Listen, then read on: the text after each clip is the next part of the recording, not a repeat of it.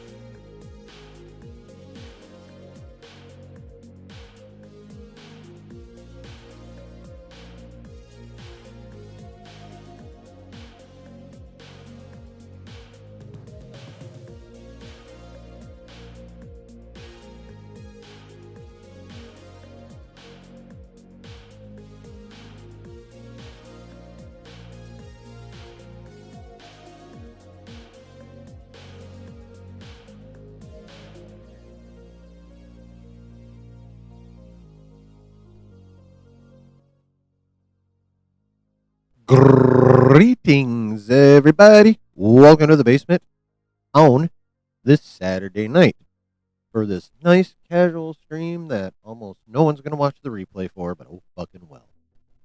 How is everybody? How's the back half of your week gone? Hope everyone's doing okay. It's snowing up in my territory. We're supposed to get like 4 to 6, get a break on Monday, and then get more snow on Tuesday. At least that's what I just read a little while ago.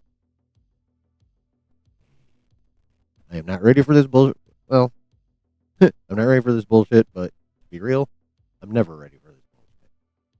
I don't like the snow anymore. I don't like the cold anymore. But I'm stuck in Michigan. So, and I've been here my whole life. You'd think I'd be used to it. Well, almost my whole life. Technically moved here when I was 2.5, but as far as I'm concerned, I'm from fucking Michigan. I don't care where I was born, which was Wisconsin. Fucking cheeseheads. Anyway. Anywho, so what's up with y'all? Anything fun going on? Spicy Dan up in this bitch. Kindly drop in the Discord link. Thank you, kind sir. So yeah, hit the like. That goes for everybody.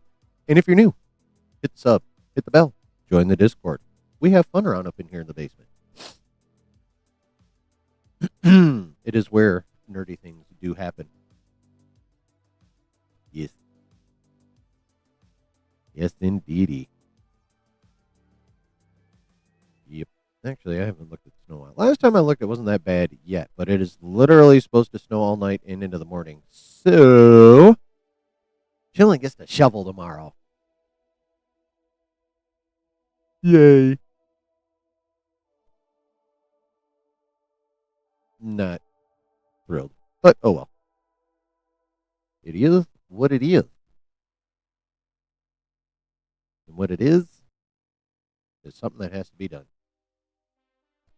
No ifs, ands, or buts about it.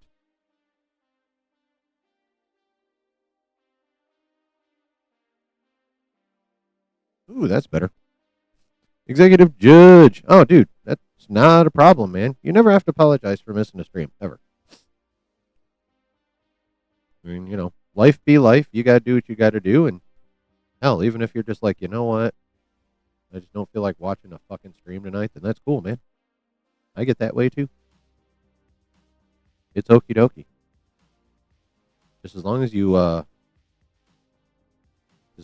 watch the replay and give Daddy some watch hours one way or the other. Busy with your social media task and binging the new Stranger Things episodes. Yes, I have heard good things about the Stranger shit. Like what, 15, well, maybe a half hour before I went live on Wednesday night, I'm looking at Twitter and they're like, Netflix crashed. The Stranger Things premiere crashed Netflix. I was like, damn! But I was also not surprised. People have been literally looking forward to this last season for years. So, what up, Brennan? How you doing, brother? You missed Wednesday too? Yeah, it happens, man. I ain't mad at anybody. Yeah, you should watch the replay for sure if you haven't done so yet, especially the end. Yeah, some butt wipes from Knights of Melvin for whatever reason decided to pop in, even though I wasn't doing like a Star Wars watch party, which is generally when they pop in, or Star Wars is my lead story, which it was not. Ended up talking about it a fair amount, but excuse me. But yeah, so ain't no big deal. That's exactly why you watched an hour later, because you knew the servers would be on the fritz. Well, good on you, but a lot of other people didn't think that shit through, and they broke Netflix for a while, which is pretty funny, honestly, to me, anyway. But it's funny to me because I still have to actually watch any part of Stranger Things. Period. Yep. Slacker on Stranger Things. I am. I am.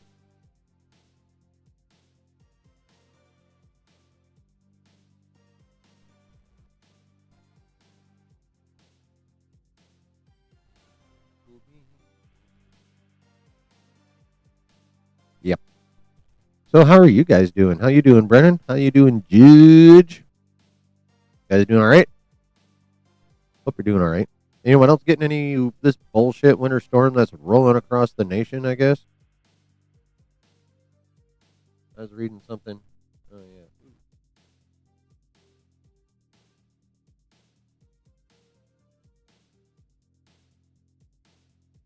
Oh, shit. UW's probably getting some snizzo. Looking at this map here.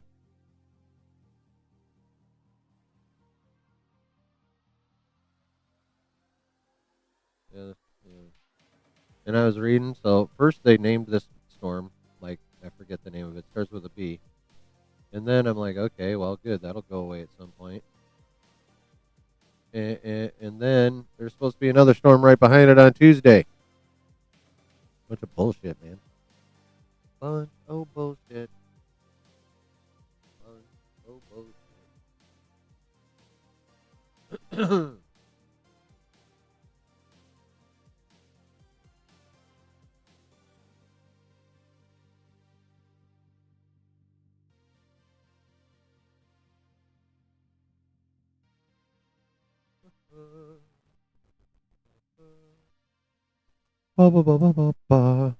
What up, Rob? My brother from another mother. Happy late-giving. Well played, sir.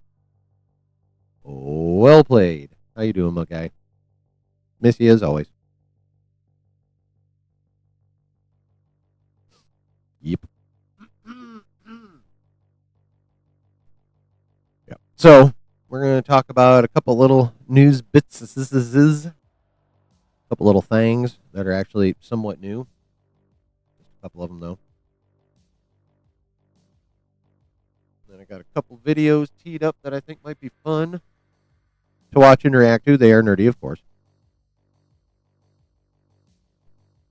If I have to dig up more, then I'll dig up more. I don't care.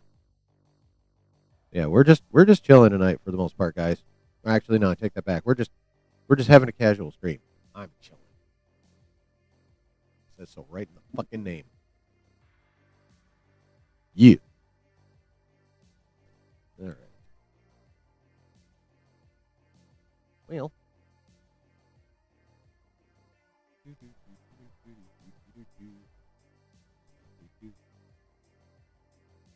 a little bit of that, a little bit of, yep, that's pretty much it. Okay. Yep. All right. Someone refresh my. No, we did. Never mind. Never mind. Okay. So,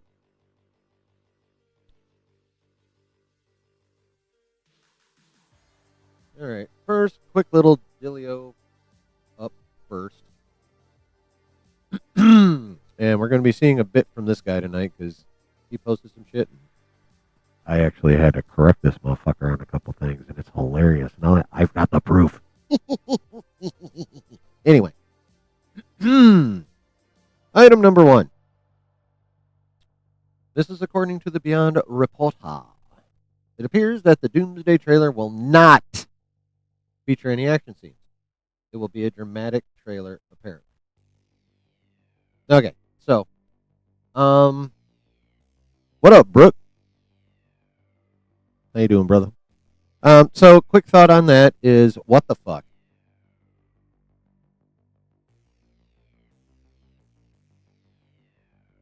You, and when I say you, I mean Marvel Studios, Kevin Feige, guys.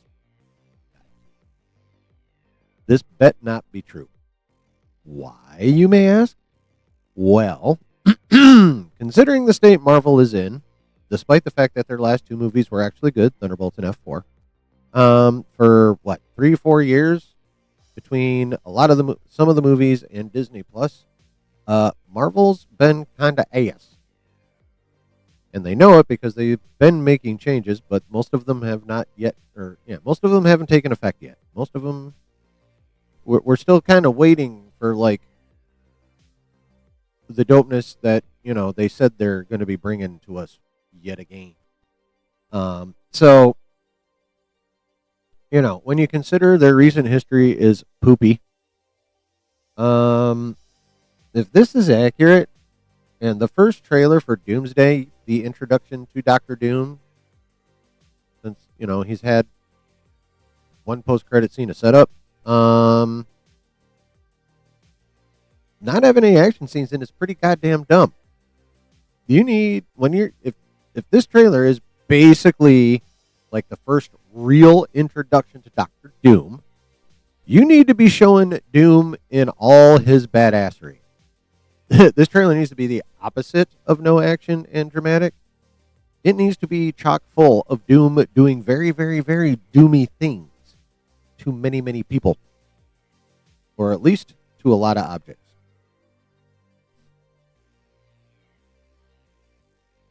We don't talk about that show, Rob. Just finished a bottle of red vine. Nice. Very nice.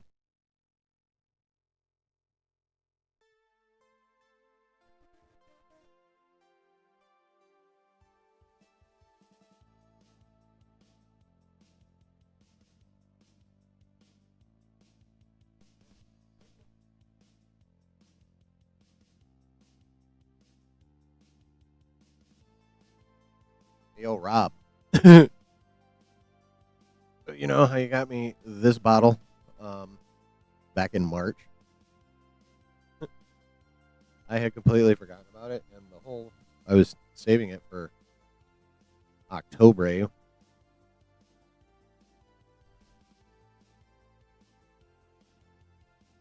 of course, brother-in-law Matt had gotten the crown with the lions back. I showed him that, and I let Mrs. Chillin take it over to the kids the other day, and I thought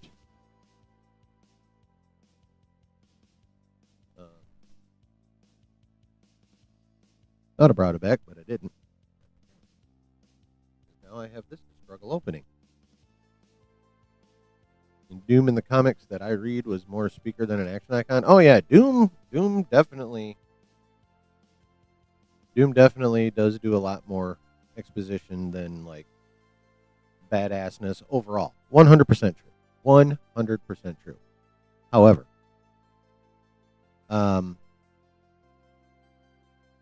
you could destroy a nation and not show one bit of action. True. But circumstances are a bit different in this case. Number one, we're talking a movie.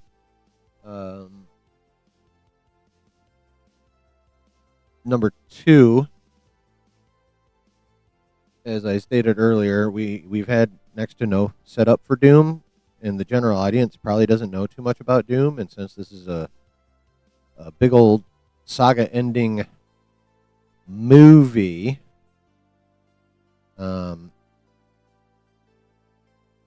you got to show the general audience how badass Doom is to get them interested. But before you show, like, in action, before you show them how badass he is intellectually and loquaciously. It's for the general audience. Always got to think.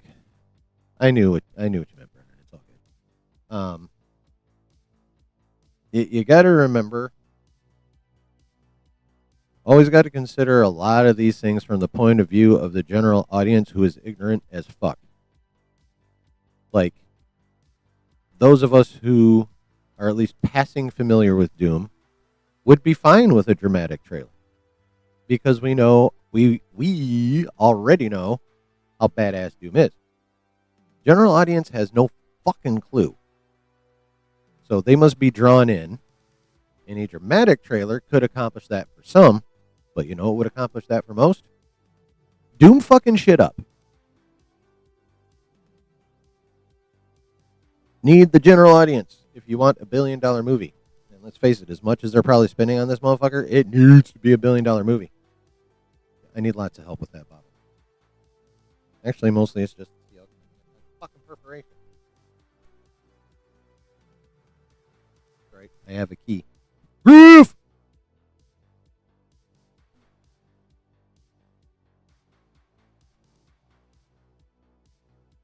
When in doubt, cut a motherfucker.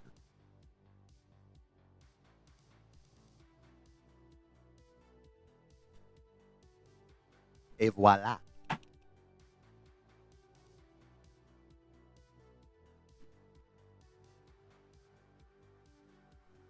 got a cork. So, first of all, before we go any farther, talking about this trailer and how if that's, you know what, suck a dick, Rob. And make sure it's sweaty and drippy so you get all the flavor. Okay? Anywho, here's to you, my brother Rob. Here's to you, Basement Crew, for being dope as hell and showing up. Much love, y'all. L'chaim.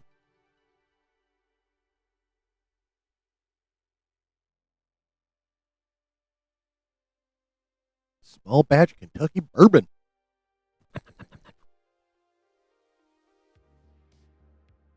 Ooh, that's got some afterbite.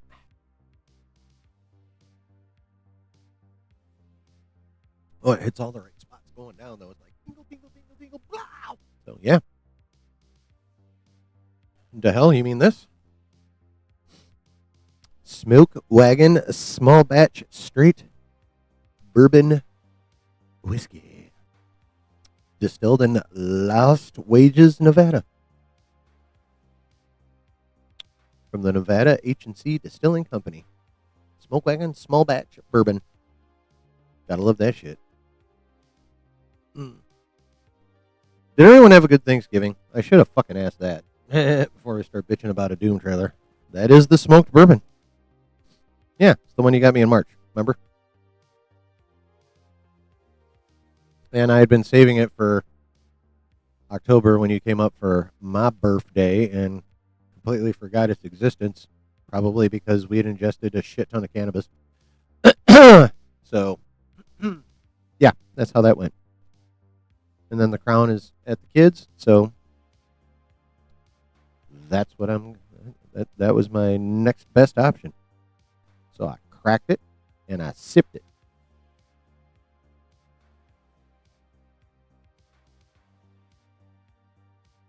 Yeah. So did everyone get nice and chunky on Thanksgiving? Because I certainly did. Jesus Christ. It was a good day. Good food, good company. Big old dump on Friday. Yep. So, has a bite to it on the back end. Yes, you get all the good, nice, smoky distilled goodness in the very front, and then when it hits the back of your tongue, that's when it goes, "What up?" Yep, it is good though. It is very good, and I thank you again for it, especially now that I've tasted it. Yep. Okay. Where was I? Oh yes. So, yeah, always got to think in terms of the general audience. And if you want to suck in the general audience, which now has the attention span of a hummingbird or a dragonfly or even a moth, you need to grab them with some dope ass action. You can do the dramatic trailer second. Anywho, but yeah, so if that's the case, I do not believe that's a good idea at all. What do you guys think, though? Would you be cool with a dramatic trailer first, or do we need Doom being super dope and destroying shit? Cities, people, planets, that kind of thing. The Council of Kings.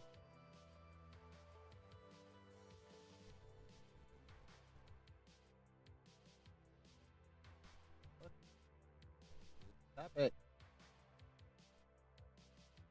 Yeah. So what do you think, chat? Dramatic trailer for to lead next month. By the way, it'll allegedly happen. Oh, it will allegedly happen next weekend at either CCXP Brazil or Tokyo Comic Con, which are both running next weekend. By the way, so hopefully we'll get some good shit out of there, like actual shit, not like AI distraction, like what I talk about Marvel's doing now on Wednesday. If you're wondering what that's all about, please go rewatch that stream.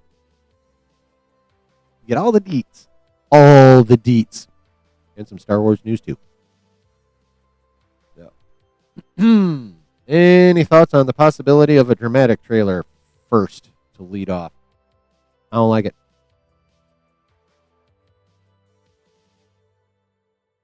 I don't like it.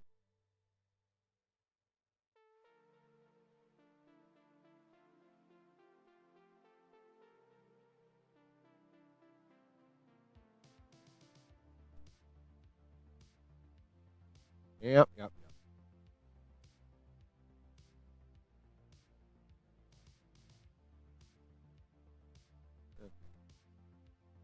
So, any thoughts on that shizzle, or are we gonna? Shall we move on? Let's move on.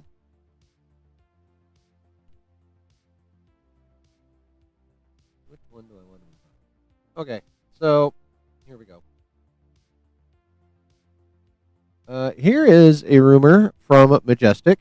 If you watch Josh with any regularity, you know Josh has been referencing his leaks quite a bit. Majestic, if I recall the context of a couple of Josh's streams, he's referenced him heavily, and it even appears Majestic is DMing him nowadays. Yeah, so he's dropped a couple of little roomy rumors. What's up, Rob? I need to understand why Doom matters. Why is he seeking power in this setting? I can't care about a CG battle anymore. Well, I mean that's fine. I'm sure that it's not going to be all action. There will be some explanation, of course, but like 90 to 110 seconds of like narration and dramatic shit is not going to bring in the general audience. At least not enough of them.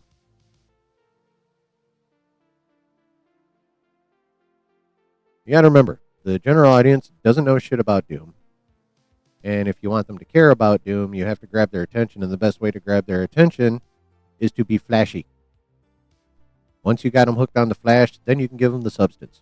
But that's just how the general audience works these days. First, you hook them with spectacle, and then you explain what's going on. Yep.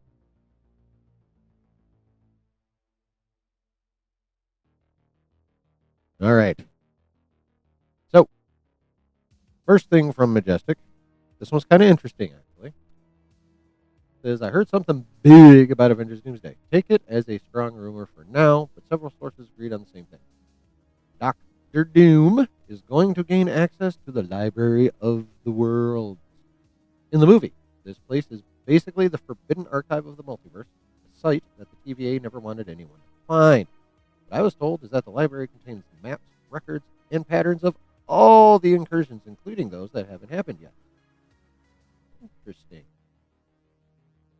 Interesting. So, I'm not sure. Well, if this is actually what the Library of Worlds is going to be in Doomsday, that's very different from what it was in Time Runs Out in Secret War.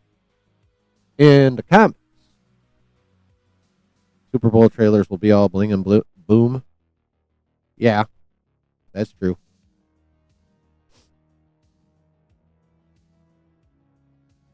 Yeah, that's probably true. But if that was going to be the first trailer, then yay. But at that point, but we're getting a first trailer like next weekend, more than likely. Or at least it'll be shown at a Comic Con or CCXP and then leaked. And so, in other words, yeah, we'll be getting it. If not, then a couple weeks later in front of Avatar Fire and Ash.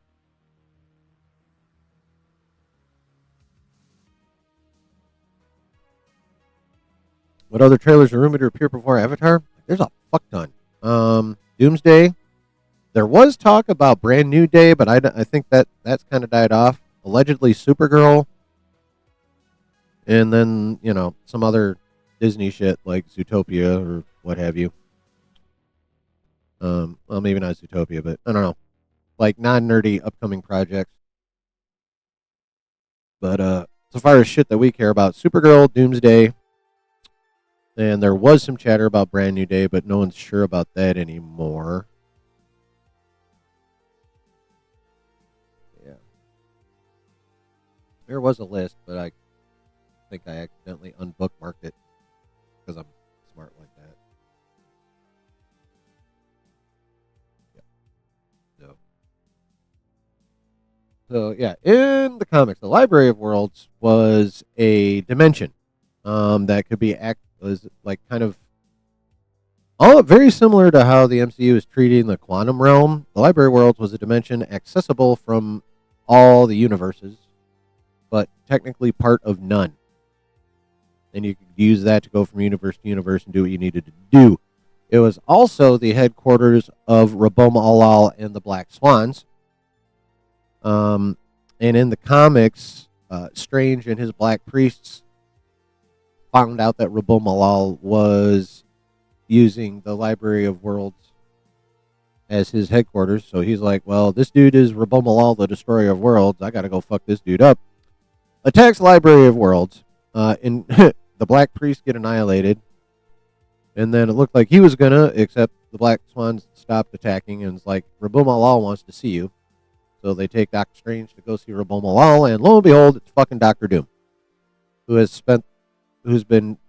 traveled back in time, I think, 25 years with Owen Reese and started killing Owen Reese's, and then eventually started collecting them. And then it's like, hey, yo, Steve. And then explains literally everything that's going on, and then his plan to take all the Molecule Men to the Beyonders, who were also known as the Ivory Kings at the time.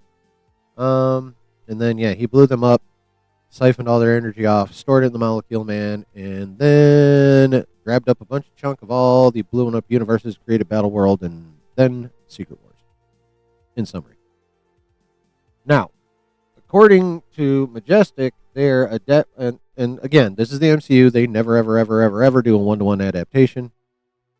They take a story, take the bones of it, and then rearrange the skeleton and give it to us. So, in the movie, unlike the actual comics, Library of Worlds is basically the forbidden archive of the multiverse, a site that the TVA never wanted anyone to find. Now, if the TVA knows about it, does that mean it's maybe part of them, the TVA? Or is it maybe part of the Citadel at the end of time where Loki now sits on the throne holding the motherfucking multiverse together? Or is it its own little separate deal? Is it part of the Void? We don't know. But again, according to Majestic, this version of the Library of Worlds contains maps, records, and patterns of all the incursions, including those that haven't happened yet. Okay, cool. I have one question about that, though. Who the fuck put all that together? Is that something he remains put together, and like those maps, records, and patterns of incursions? Did he put those together based on the multiversal war that he ended before he isolated the Sacred Timeline? Is that all his research based on his memories and actions?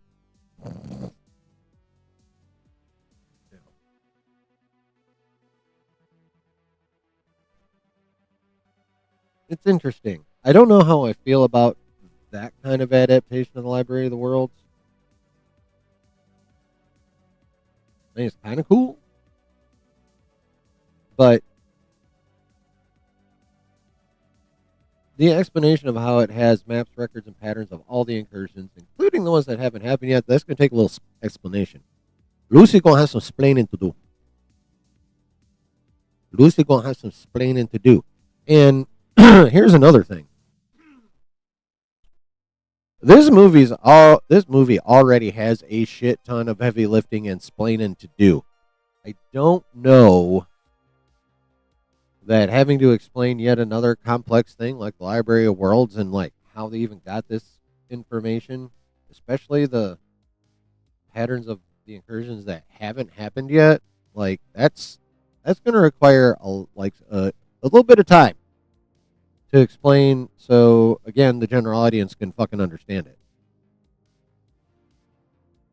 So, and they already have to cram so much shit into this movie. Like, so much shit has got to go in this movie. I don't know. I kind of hope this is a false rumor, honestly. Because it just seems like way more than what they need to put into this movie to explain. Like, that's a ton. I mean, it would be cool if they can pull it off and make it work without confusing the absolute fuck out of the general audience. And they're already, like, they have so much shit in this movie. They're already going to have enough of a tough enough time not confusing the general audience. And to put this shit on top of it, I mean, we'd love it. Right? We'd love it. We nerds would love the fuck out of having the Library of Worlds in there as long as it's done well. And it doesn't need to be identical, obviously, to the comics because Marvel Studios doesn't do one-to-ones anyway. But, I don't know. It just seems like a bit much to me. So I kind of hope this isn't true. But I really hope if it is true, they find a way to make it succinct and easily understandable. Because I don't, like, way back, I don't know if y'all remember, the Russos kind of put out some tentative run times. They said 2.5 hours for Doomsday and like 3 hours for Secret Wars. Like, all the shit that's being rumored about what's going to be in Doomsday, like, I figure you can tack a half hour onto each of those run times. Like, Doomsday sounds like it's need to be 3 hours. And fucking Secret Wars sounds like it's going to need to be between 3.5 and 4. Like, it's insane how long these movies are probably going to need to be. Or at least how long they seem like they're going to need to be. From our perspective. Or at least mine, anyway. So, yeah. I don't know about this one. Could be true. Again, just because of how much they got to get done, I kind of hope it's not.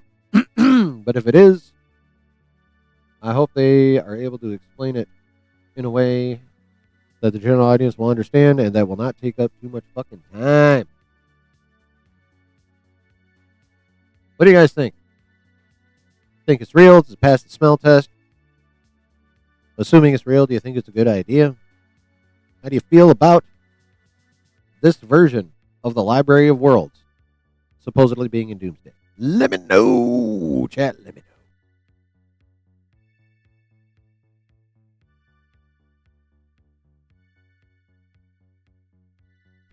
It's going to need a lot of explaining and introduction. Yeah, that's my issue with it.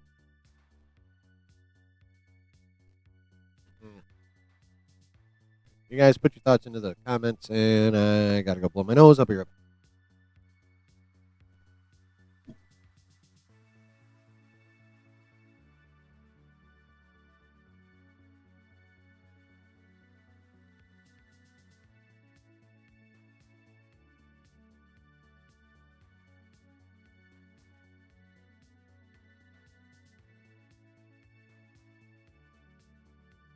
Yeah.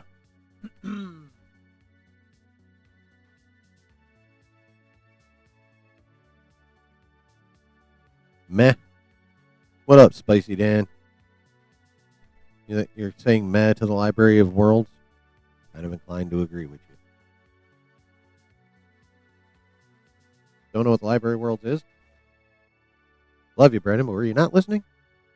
All right. Let me TLDR it for you one more again. Pay fucking attention. Thank you. Anyway, so Library of Worlds in the comics was a place outside of space and time that was a repository of a shit ton of knowledge from across the multiverse, and it ended up being the headquarters for Rabomalal and his Black Swans. Rabomalal also being known as the Destroyer of Worlds. And then you also had Doctor Strange running around with his Black Priest trying to track down Rabomalal and find out why the hell he's blowing up so many worlds. So Strange and the Black Priest find a way into the Library of Worlds. They go in there. The Black Priest get wiped out by the Black Swans.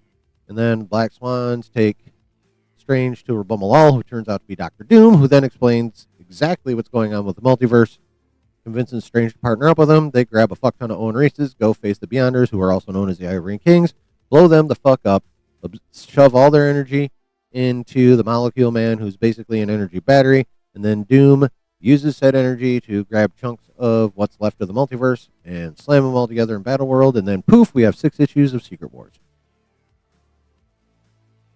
Boom. Lost Library of Alexandria? Hell yeah. I can't remember who burnt it down, but yeah, that was the closest thing to the Library of Worlds we had here on Earth in the ancient times in Egypt. You were but had a whole bottle of wine? Oh, okay. Well, that's totally fair then. I totally understand. Hopefully the second explanation sticks with you then. I mean, wine's good. I haven't been drunk on wine in a long time. It's a weird. Wine's kind of a fun drunk, but it's a shitty hangover. Woo. It is a shit-tastic hangover. Yeah. I don't drink it too often, but I do enjoy some wines. Oh, no problem, brother. No problem at all. Hey, do you remember who burnt it? Was it the Greeks? Was it the Romans, or was it the Carthaginians? Was it the Muslims? You remember, Executive Judge? I can't remember who the fuck burnt it down. I just know someone invaded Egypt and burnt it down. Wait, Mark Antony was banging Cleopatra.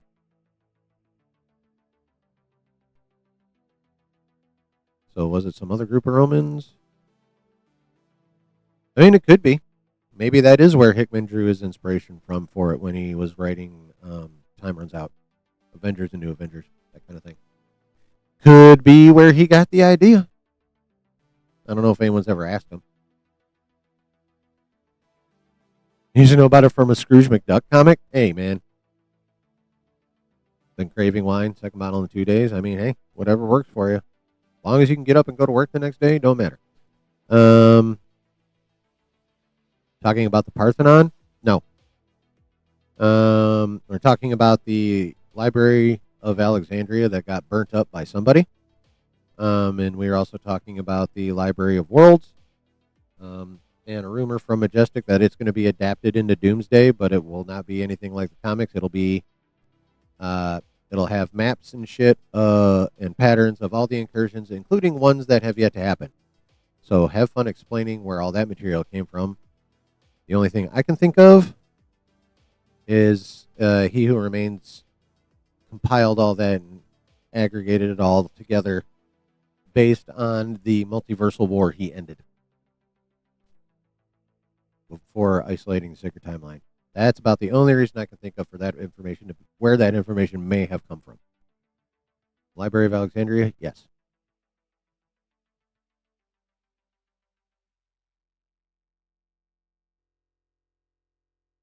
Yeah, maybe that was Hickman's inspiration for the Library of Worlds and Time Runs Out. No telling. But yeah, Scrooge McDuck comic. That fucking kills me, executive judge. That's hilarious as shit. All right. So yeah, allegedly, we're getting a version of the Library of Worlds in Doomsday. And also, according to Majestic, Sacha Baron Cohen is in Avengers Doomsday. And there's only one Marvel character he could be playing. So basically, he's saying Mephisto is going to be in Doomsday. I was curious about this, so I took my hiney over to ChatGPT and asked it to tell me about Mephisto's appearances in every version of Secret Wars and also Avengers New Avengers Time Runs Out. And would y'all like to know what I found? Not much. He had no part in the first Secret Wars.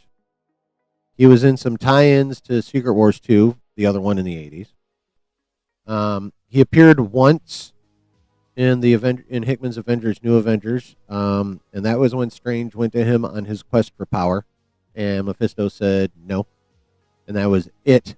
And he was not in Time Runs Out or Secret Wars, the Hickmans. So he has pretty much 2 appearances that have anything to do with Secret Wars or Time Runs Out. And none of them are significant. One is he did some shit in some tie-ins to Secret Wars 2 in the 80s. And then he had one scene in Avengers and New Avengers and had jack shit to do with Time Runs Out in Secret Wars. So I'm going to call bullshit on this one. There is literally no reason to have Sacha Baron Cohen in Doomsday unless, for whatever reason, you just want people to see him again and put in that one scene from the Hickman's Avengers New Avengers where Strange goes to him looking for power and Mephisto says,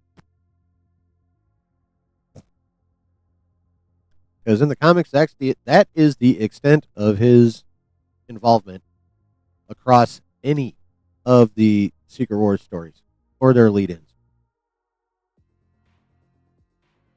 He's got almost nothing to do with that shit. Almost.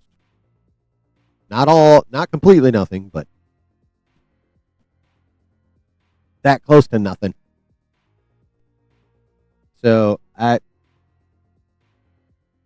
mean, they have to be like completely adding all new shit to include him in any significant manner. Again, unless they just want to do the one scene from Avengers New Avengers where Strange is like, yo, I need power to get some shit done, and Mephisto's like, hey, go somewhere else, bitch. And then that's it. Just to kind of keep him in our minds from Ironheart. The only reason I can think of that he would be in there. And to me, that's not a good enough reason for him to be in there. So I'm going to go ahead and say this is probably not true. And if it is true, he ain't going to be doing shit. Not a dizam fizzing.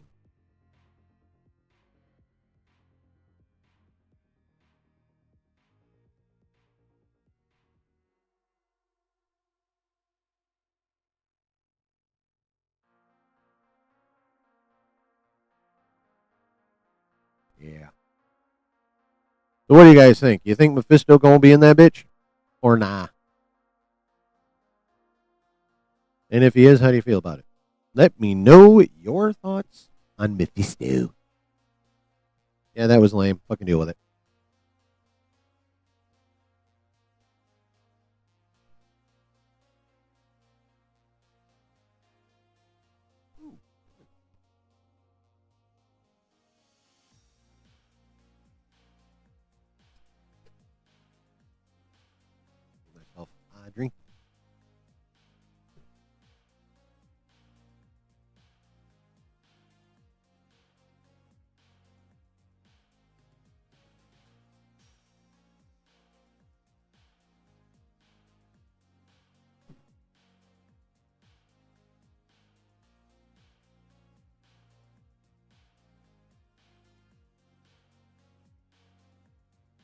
More pop in the fridge.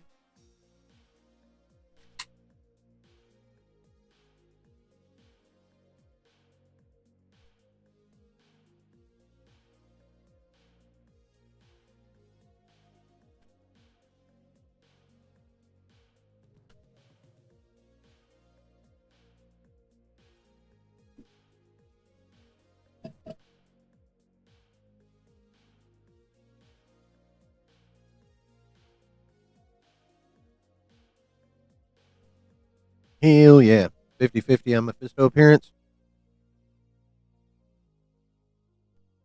Would you like it though? That's the thing. You think it's a good idea?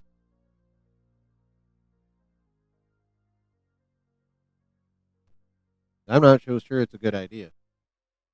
For the exact same reason that I'm not so sure the Library of Worlds is a good idea. There's just so much shit in this movie already. RDJ Doom might as well bring Mephisto. I mean, it's not like they don't have history.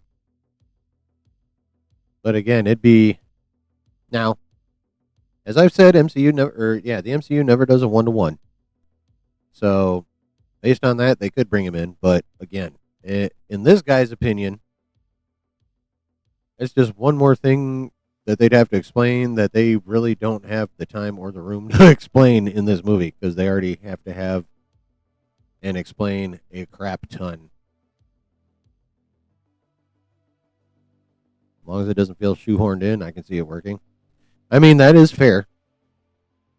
Problem is I and this is why I don't write anything. But I can't figure out how it would not feel shoehorned in. I mean, we've seen him in what 2 episodes of Ironheart, and that's it. Gene Palpatine, what's wrong with your nose?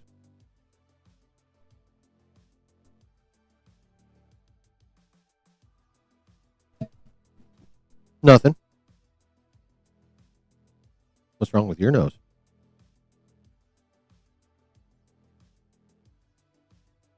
Stark Doom Mephisto. I mean, yeah. I just don't see it. Well, more to the point, I don't see a fucking reason for it.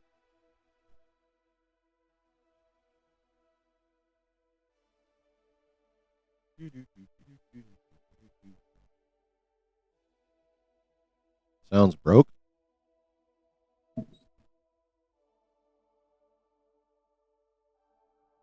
Nope, never been broken in my entire life, including right now. There will be a lot of shoehorning. I mean, yeah, there's probably going to be a reasonable amount of shoehorning in this movie. Well, hopefully they. I guess it's more about them not going overboard with it is kind of the key.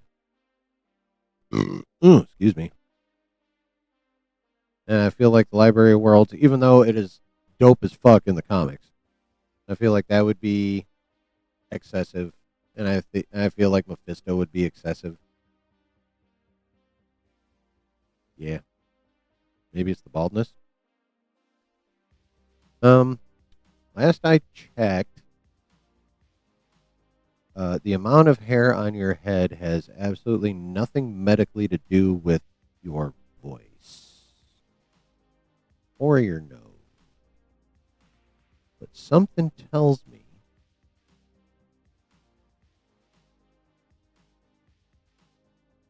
that you wouldn't have known that anyway. I think I know where you're from. And I will put up with you for a little while, but nowhere near as long as I put up with your compatriots on Wednesday night. Just so you know. Anywho, so yeah. Any more thoughts on Mephisto before we move along?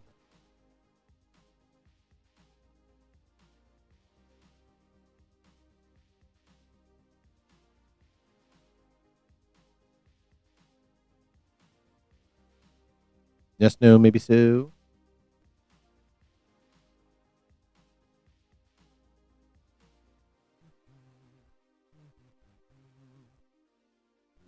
La la la la la.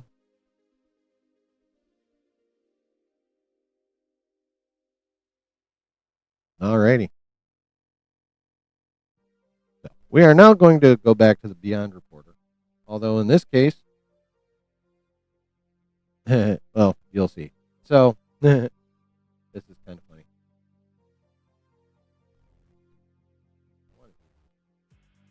All right, so I had to mess with the homie, and it actually worked. Check this shit out. So Beyond Reporter, he's a pretty. This account is fairly accurate with its rumors and stuff. They deal with more rumors and leaks than just what has to do with our nerdy shit. But fair chunk of that. So you guys remember this leaked photo from the what do you call it? That were leaked back in March, like concept art. All that leaked concept art. Josh did that whole emergency stream on a Saturday. We went over all of this. Oh, it looks like it's been upgraded a bit.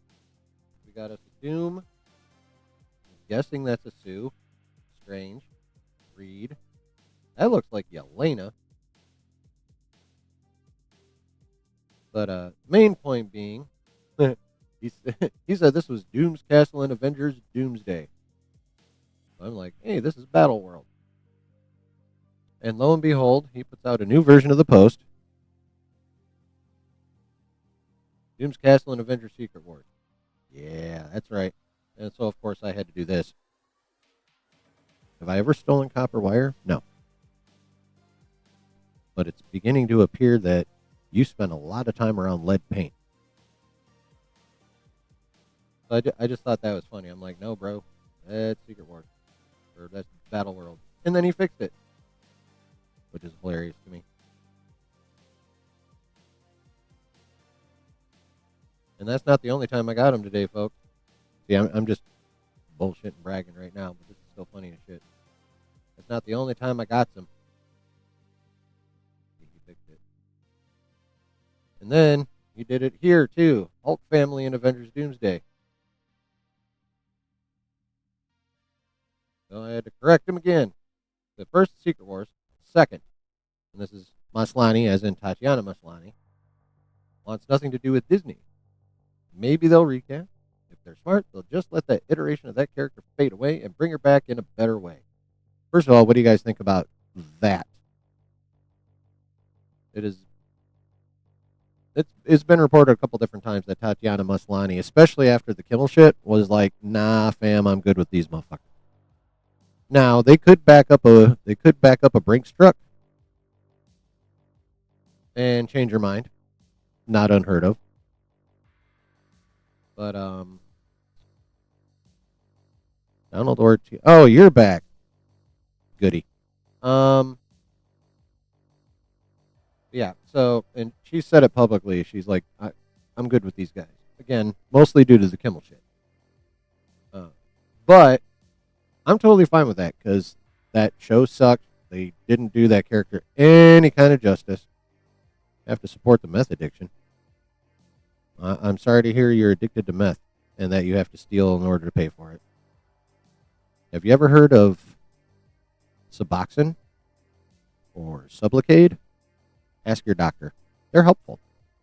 But yeah, so hopefully she stays not wanting to deal with Disney. And hopefully they will not recast and they'll just let her go bye-bye. That was my thoughts. How do you guys feel about that part before we go on to the next?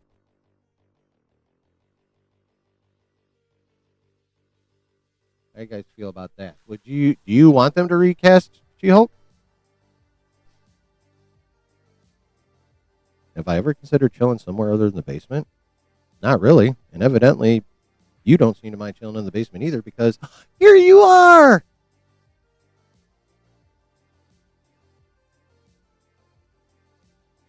You motherfuckers never learn. Yeah. Do you guys want, first of all, do you want Maslany back as She-Hulk? Second of all, do you want to see She-Hulk again? Or do you just want them to let her fade into the wind? At least for a while.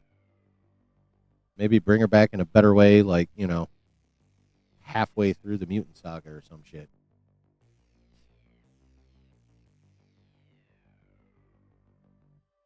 What y'all think?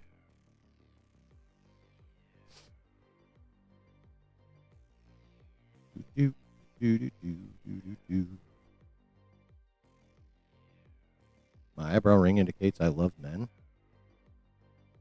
You are an ignorant fuckstick, aren't you? Or, like, have you made it past the 80s? Never mind. You obviously have.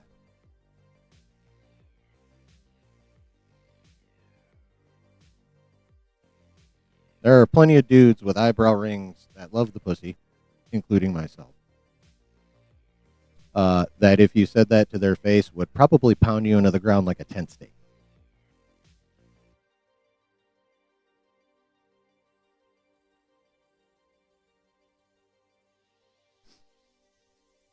Just so you know.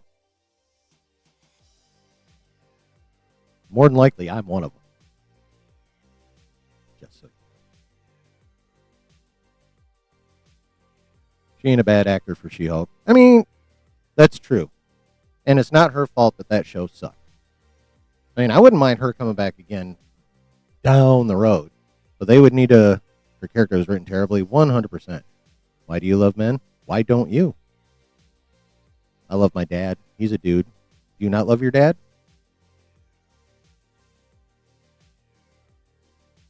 Comics of She-Hulk is... Oh, yeah, no. Sure, she's dope in comics. I've watched a couple of Rob's videos about her. No, she's actually a fun character in comics. Well liked. But that writer's room on that show done fucked her up and turned a lot of the audience off to her, unfortunately. That's the bummer.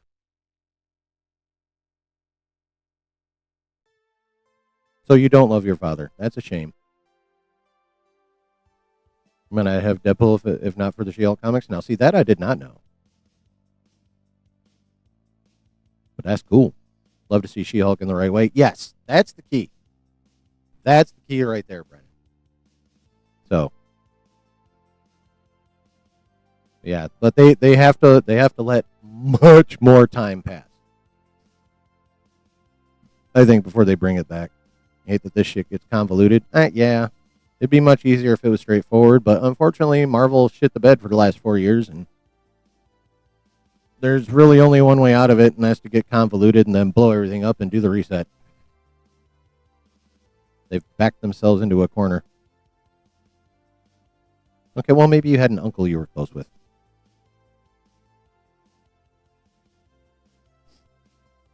She-Hulk broke the fourth wall first. I did not know that. That's cool, though. All right.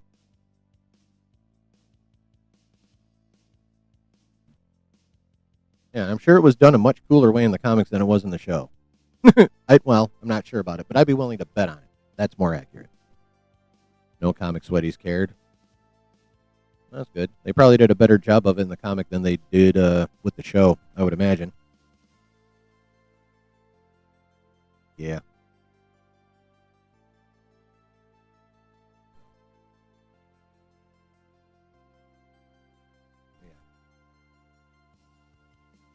So, yeah, no, maybe they'll recast her and keep her in Secret Wars.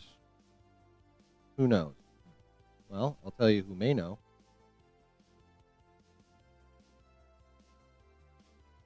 The Beyond Reporter. Now, remember, I had tweeted at him in the response that Maslany's basically gone and that they would have to make adjustments. So, I should not have unbooked. Not too long after I posted that reply. Now, remember, I already got him on the one image being from Secret Wars and not Doomsday. I haven't broken the four walls yet. Well, I'm not a fictional character. I can't, dumbass. He comes out with this tweet within an hour or two. She-Hulk is no longer expected to have a season 2 or a significant role in the Marvel Universe.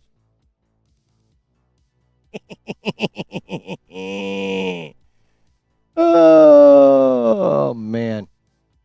Now, I don't know if he saw what I put and actually did a bit of quick research and found what I was talking about with what Maslany said, or if he went and checked with some sources, but I just think the timing is fucking hilarious.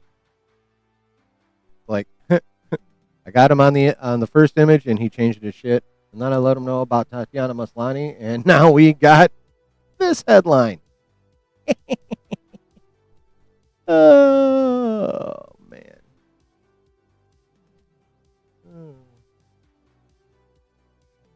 That shit's hilarious. Maybe I can get some pride flags in my background since I love men. I mean, I love my friends. They're dudes. I love my dad. Don't have any uncles. Love my father-in-law. And that has absolutely nothing to do with pride flags. But again, you're too low IQ to realize the difference. So, all right, I'm over this motherfucker. Wrench that dumb fuck, please. Somebody. I'm over him. I'm not going to spend anywhere near as much time on these dipshits as I did on Wednesday. So, one of my loyal wrenchers, swing that bitch the fuck out of here.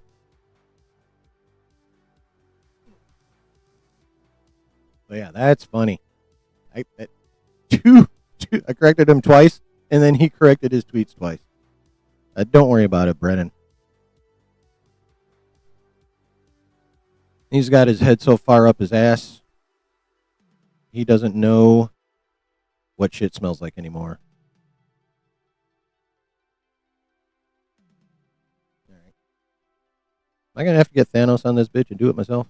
Nope. Good. Thank you. I'm not mad. I'm just tired of dealing with dumbasses. I had enough of you fucks on Wednesday night, and I wasted way too much time on you.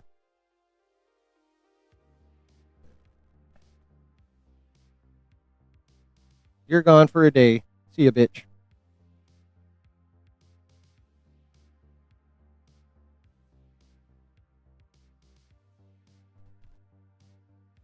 She-Hulk was the OG Deadpool, says Cita, but Deadpool had a reason to be that crass. The audience does not get the She-Hulk part of the fourth wall breaking like they do at Deadpool, no context. I mean, that is also fair. Especially since in live action, we got Deadpool's fourth wall breaking way before we got She-Hulk. So, I want to see me like 3 times. Ooh.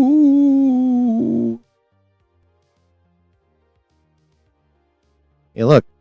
There's a me and a me and a me and a me and a me and a me and a me and a me and me. Okay.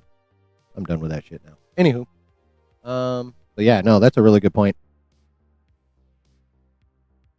That's a really good point, C-Dub. But yeah, so basically, live action She-Hulk is suffering from Marvel's fuck ups. That's pretty much that boils down to. And also, unfortunately for that character, Marvel's going to have to drop a few dubs in a row before they can even think about bringing her ass back. And that's their fault. It's not Tatiana Maslany's fault. It's not the character's fault. It's Marvel's fault.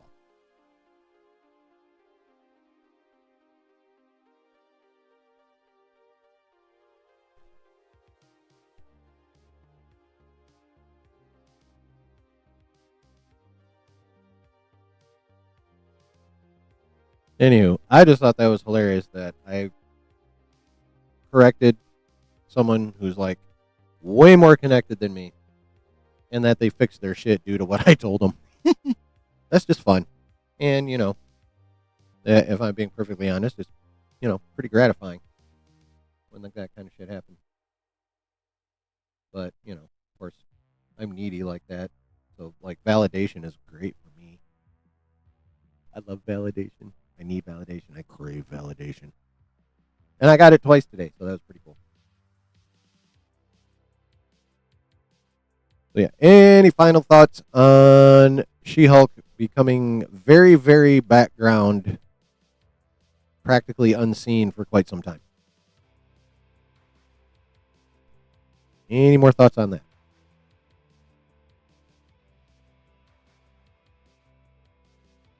Shitting on Banner in the MCU Avengers was never a thing, but that's what Disney decided to roll with. Yep. And now we have to wait for them to try and do her right for like a year or so at least.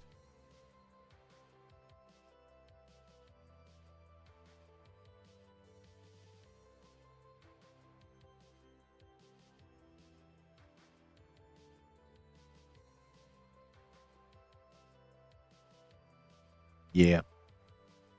It's a shame. It really is well, it's a shame all the fuck ups that Marvel's done over the last few years, really. Yeah.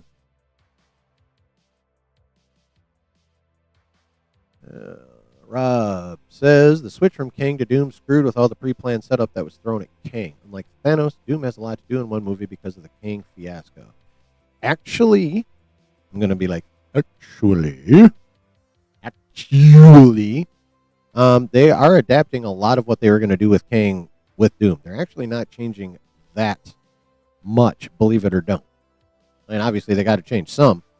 But like a lot of the basic principles they had set up with the Kang Dynasty, they are just rolling right over into Doomsday. So, yeah. All right. All right, chat. One last little bit of Marvel-y stuff. And then we're just going to get into the chill reacting to videos kind of part of this stream. Although they're still nerdy Marvel videos, but I'm letting other people do the fucking work. Besides, I like to see what other people are thinking. Here's the deal. And I've said this before. You guys know this. I've said it before, but I'm going to say it again for those who may not have heard it. And there might be one or two of you. I am not a lateral thinker. I'm a very straight line thinker. An A to B thinker. You could almost say I have tunnel vision in my thought processes. Actually, you can't almost say it. You can say it flat out. I get pretty tunnel vision in my thought processes, and which is cool when it comes to like applying logic and nuance to things. But it is a massive what's the word? Hindrance to being creative in terms of, say, theory crafting. Or, hell, even coming up with thumbnails and titles is a fucking struggle for me because my sister got all the creativity. All of it. So, yeah. And I think some of that's probably due to my neurodivergence, too. I'm just like, what? This is my path. This is what I'm going to do. And if I get kind of knocked off it fucks with me. So, yeah.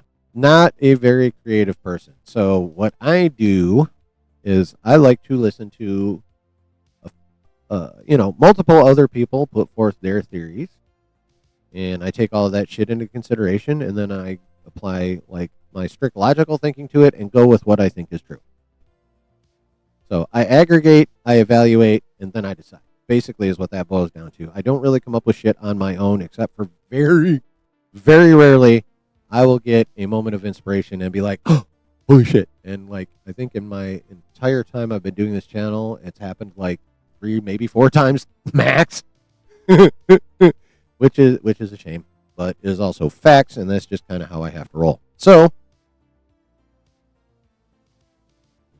thusly, a couple of videos I have lined up, still nerdy, but other people who can think way better than I can in a lateral creative fashion. And so we'll hear what they have to say. And then I will apply my logical tunnel thinking to it, and we'll see where we go. But before we get to those videos, again, one more little item. So Thursday morning, and according to Josh's story, he was on the pooper, fucking around on the gram, and literally just caught this post from Robert Downey Jr. like a minute after it happened. And so Robert Downey Jr. on the Thankies Givings posted this image on his Insta. We have Tony Stark Iron Man. Well, we have Iron Man and Doom, both played by Robert Downey Jr., doing the traditional breaking of the wishbone on Thanksgiving. Interesting. So question number 1 is, what the fuck does this mean? Is it something as simple as Robert Downey Jr. just posting a Thanksgiving themed thing with characters, well, one he's already played and one he's about to be playing, at least on the screen in front of our faces? So is it just a holiday themed thing with characters? Or is there something more to it? Now, we nerds obviously are going to be like, there's got to be something more than just a holiday thing. And you know what? I think there is.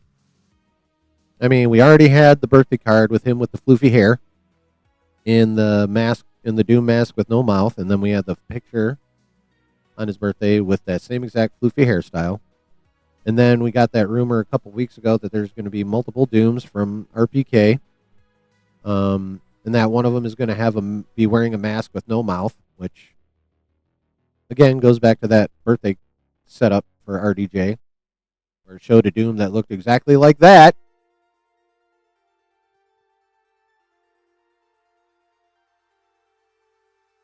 So, could this be another one of those deals where RDJ is dropping hints? I think so. I think he's letting us know about something we can look forward to. Maybe not necessarily in Doomsday. Could be Secret Wars. Let's not forget, there's 2 saga-ending movies coming up. So anything he teases doesn't necessarily have to be coming out in the next movie, which is Doomsday. He could be teasing shit all the way out to Secret Wars. This is very, very possible. So let's keep that in mind as we go forward. But setting aside, let's just assume it's going to be in one of the 2 movies. Okay, like that's the crux of the thing. Is he hinting something that's going to be in Doomsday and or Secret Wars? So what is the deal with cracking the wishbone? Breaking the wishbone. Well, what up, Travis? How you doing, brother? Well, it's an old tradition, goes back to Rome. When wishbones themselves were considered lucky. And oddly enough, if you think about it, they're kind of a basic U shape like horseshoes, which are also considered lucky. Must have been a thing. But then the tradition changed to where, since the wishbone was considered lucky, if 2 people grabbed it and broke it, whoever got the bigger chunk of said wishbone would literally get a wish fulfilled. So we have Doom holding one side of the wishbone. We have Iron Man holding the other side of the wishbone. And obviously they're about to snap it, and whoever gets the bigger piece will get their wish. Now, some people I saw out there posited that that implies a team up. No fucking way that implies a team up. That implies a battle. They're battling over who's going to get the luck breaking the wishbone. And obviously, if Tony Stark Iron Man pops up, he's definitely going to be battling Doom to try and prevent him from destroying the multiverse and taking over. You know what I mean? So, to me, to this guy, that says at some point in time, be it Doomsday, Secret Wars, maybe both, we are going to get Tony Stark, RDJ Tony Stark, facing off with RDJ Doctor Doom. And I don't know about y'all, but that's time. Like zipper pressure, tense pitched, all that shit. Might have to wear the white pants to Doomsday. That's all I'm saying. What do you guys think? You guys think that's just a holiday thing?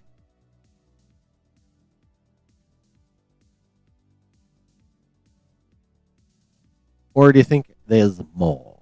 Do you think that is a tease that those 2 will be battling in one and or both of the upcoming Avengers movies? What do you think? Travis Mitchell says, going off the lateral overthinking I'm privy to. You? No. That's silly talk, Travis. You don't do that. Going off the lateral overthinking I'm privy to, perhaps the wishbone and its meaning of wish being granted to whomever has the largest piece connects to the same task quote. Oh, from when they announced him, the different mask. Let me see it. What did he say? He said, different mask, same task. What can I say? I love playing complicated characters. Is that it? That's not exactly it. That's pretty goddamn close, I'm pretty sure. Is that what you're referring to? Different mask, same task. What can I say? I love playing complicated characters. I mean, and I'm glad he loves playing complicated characters because he's fucking good at it. I mean, there's some other really damn good actors in the MCU, but no one has acted their ass off the way RDJ has. Tony and Doom both did/will do something that shapes existence, and perhaps their separate actions are in fact part of one singular action, and it's a game of whose will is greater. Ooh. Well, I'll tell you. In Doomsday, it's going to be Doom because Doom has to win in order for there to be a battle world and a secret war. It's just kind of how it has to go. He cannot lose.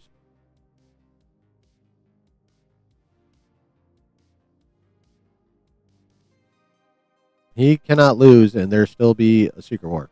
Like, yes, I've said it repeatedly, even tonight. Marvel Studios does not do one-to-one adaptations, but to but to have Doom lose going into Secret Wars would be galaxies more stupid than when they had Kang lose to the Ant family. Like, there is absolutely zero chance Doom does not win at the end of Doomsday. Like, 0%. I mean, Marvel has done a lot of fucking up over the last few years, but that would literally destroy them. Like, everyone would be gone. General audience, nerds, everyone. They just can't fuck that up. They absolutely cannot fuck that up. But yeah, I think he's definitely there. RDJ is definitely hinting at a face-off between Stark and Victor. See what I did there? Yeah, dad joke, bitches. Whoop. But yeah, so yeah, I think he's teasing a battle. Not sure if it's only in Doomsday or only in Secret Wars or potentially in both. But yeah, he's definitely hinting that he's going to be facing off against himself, as it were. And it only makes sense. I mean, especially, well, for a few reasons. One, there's no way in fuck they're paying Robert Downey Jr. $100 million to only be Doctor Doom in these movies. There's no way in hell they cast Robert Downey Jr. to be Doctor Doom if they weren't going to be calling back to Tony Stark in some fashion or form, and using the fact that they have identical faces in order to set up a whole lot of emotional damage. Like, there's just no fucking way they're paying him all that money to only be one character. There's no way they're paying him all that money to have his fucking face around and not use it significantly to fuck with characters and set up emotional arcs and all that kind of good shit, right? There's just no fucking way, bro. And if he's playing multiple characters, there's no fucking way one of them is not going to be Tony Stark. And I don't see any fucking way in which Tony Stark and Victor Von Doom are not going to fucking do battle. Tony to preserve the 616 universe where Pepper and his daughter are, and Doom to destroy everything and remake everything the way he wants it, because the sacred timeline is a lie. He who remains fucked him, and he is not pleased. So, I think it's a tease of an upcoming battle. RDJ v RDJ. Different mask. Different vibe. Big battle. What do you guys think?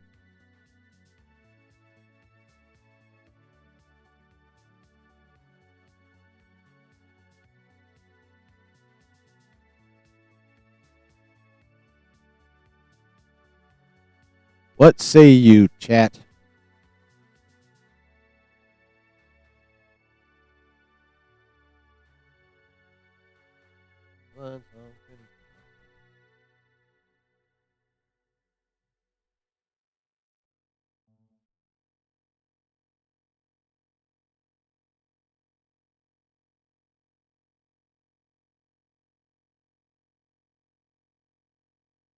Any further thoughts before we shift into the casual part of this stream and check out a couple of nerdy videos.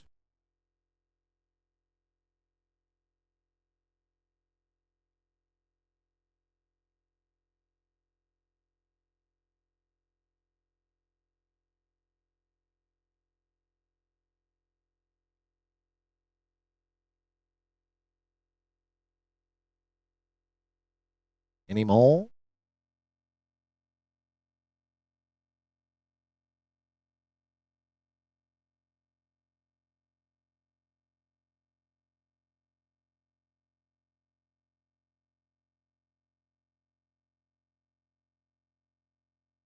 Yes, no, maybe Sue.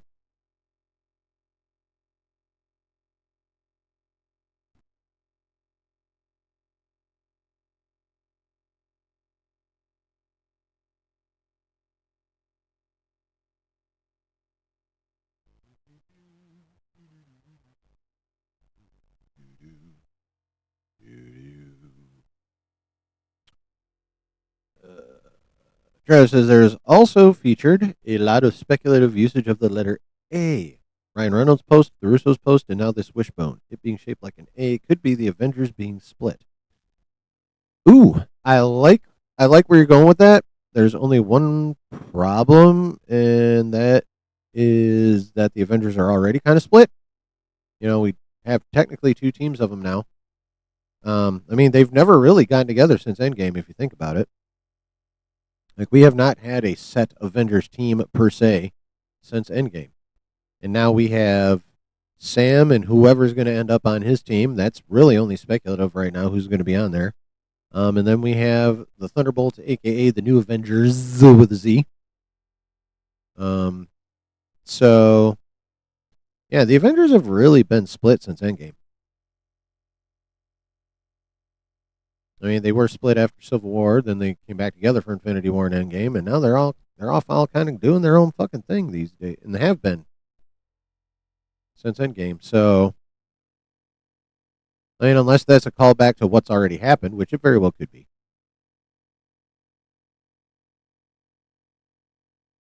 But like I said, I wish I could fucking think like that. You have no idea how bad I wish I could fucking think like that. But I do. But I like that. That's a cool thought, though, Travis. Like pretty much all yours are. It's a cool thought. Speaking of, anybody else have any further thoughts? Because if not, we're gonna get into these here videos that I have pulled up for our entertainment and my commentary, of course.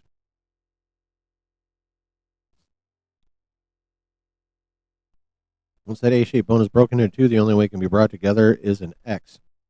That's overthinking. Dude, I like it though.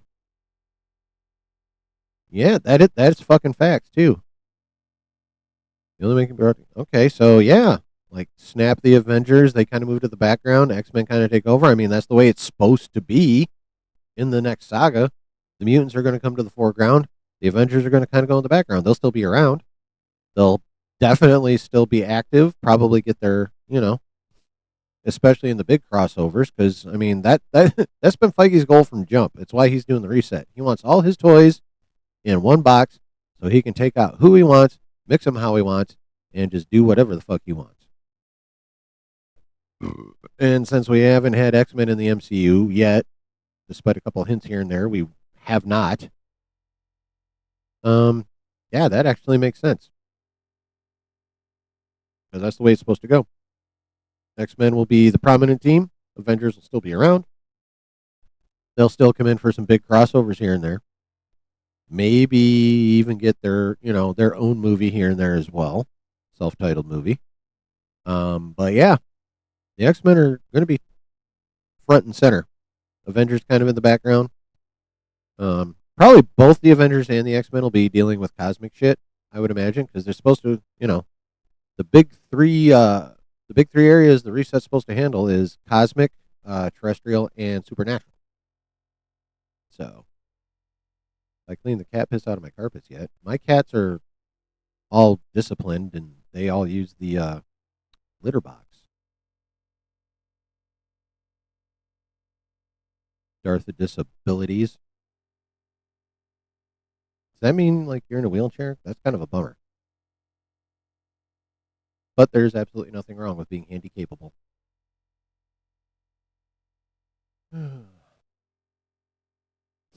But thank you for coming in and giving me a view and contributing to the chat and giving me free engagement.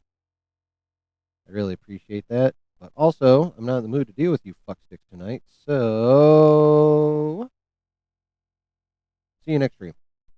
Bye-bye.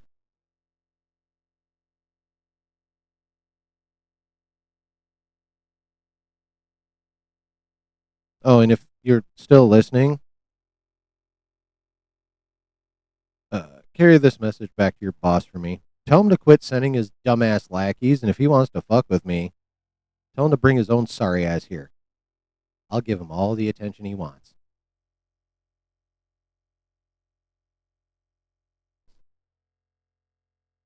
And chat will forgive me for that one because that'll be a boss battle.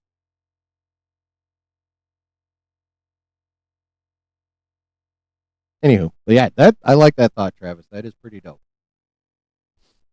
Anybody got anything else? Or shall we start reacting to some fun videos?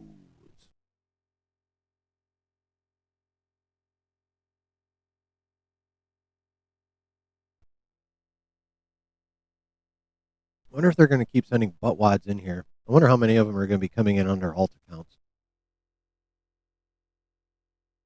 That's right. They can keep popping on in, and I'll keep fucking blasting them back out of here.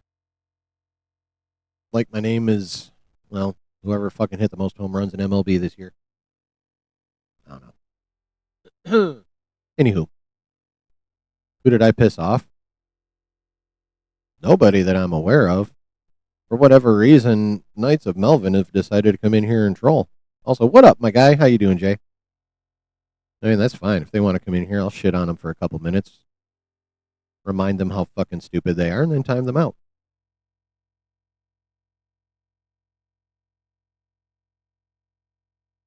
After I get a couple minutes of engagement out of them first. What's up, Brooke? Welcome back. I'll let them throw some engagement in the chat, give me a view for a few minutes, and then I'll time them out and move on with life. Yeah, the Melvin weirdos. I'm not even doing Star Wars content, which is generally the only time they decide to fuck with me. I don't know why I'm all of a sudden popular with them again, but, whatever. I'll take the engagement for a little while, and then I'll kick them the fuck out. I'll use them like the dumbass whores they are, and then I will kick them to the curb. Yeah. All right, y'all. Let us now react to a couple videos.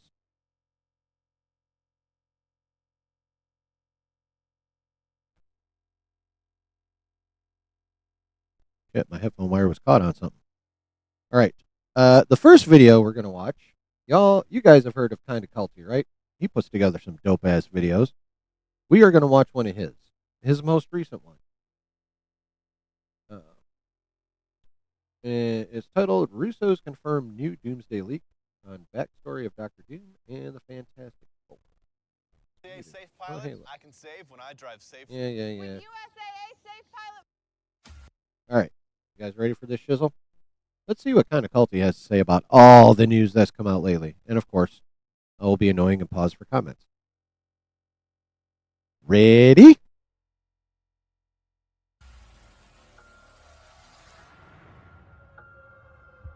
We're going in 3, 2, 1.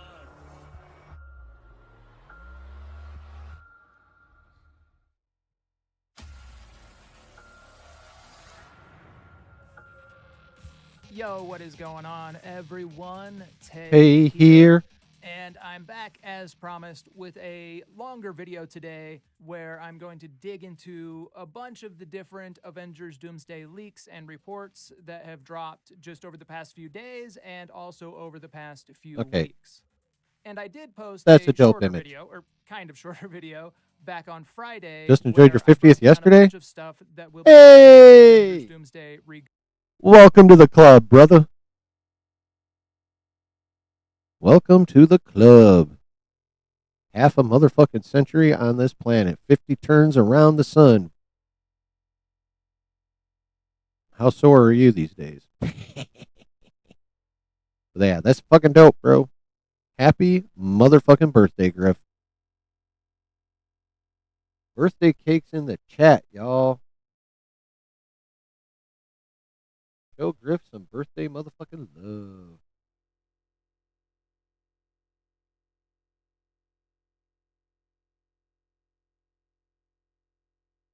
Where's the dessert section?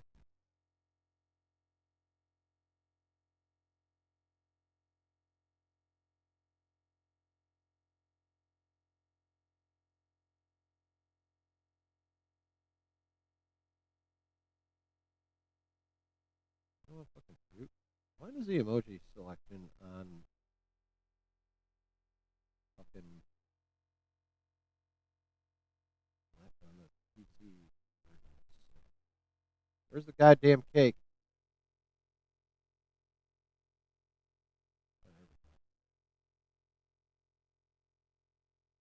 There. Always moving, so not much soreness. Well, that's cool.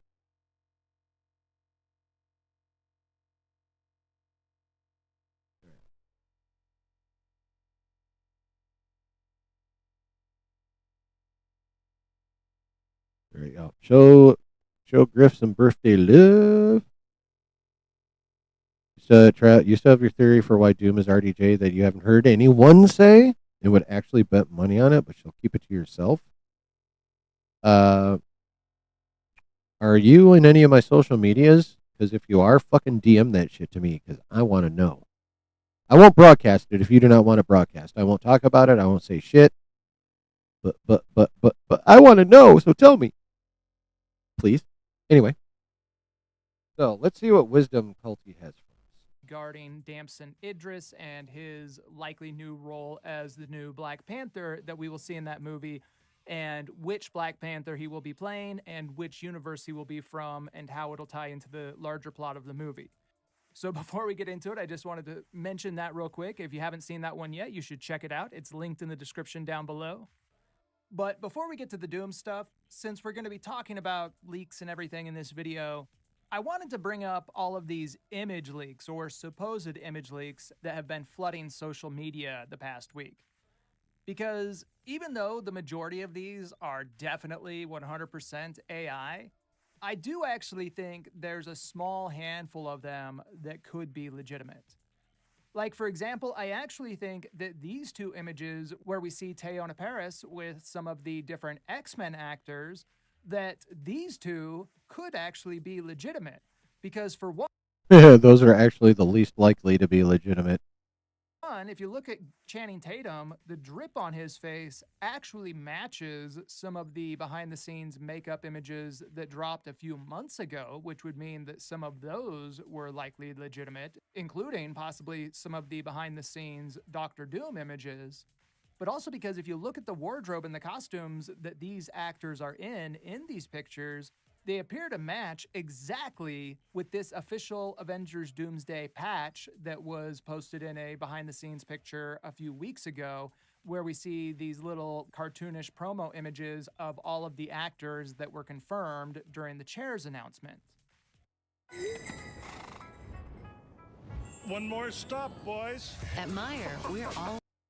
So yeah, the fact that their wardrobe appears to match exactly with this confirmed behind-the-scenes photo makes me think that these two could be legit and that some of the other behind-the-scenes makeup images could also be legit.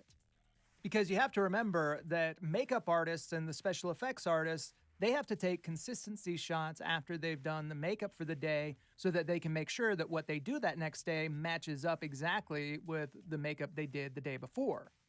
So we know that those consistency photos are being taken behind the scenes, and it's not crazy to think that some of those could possibly leak online.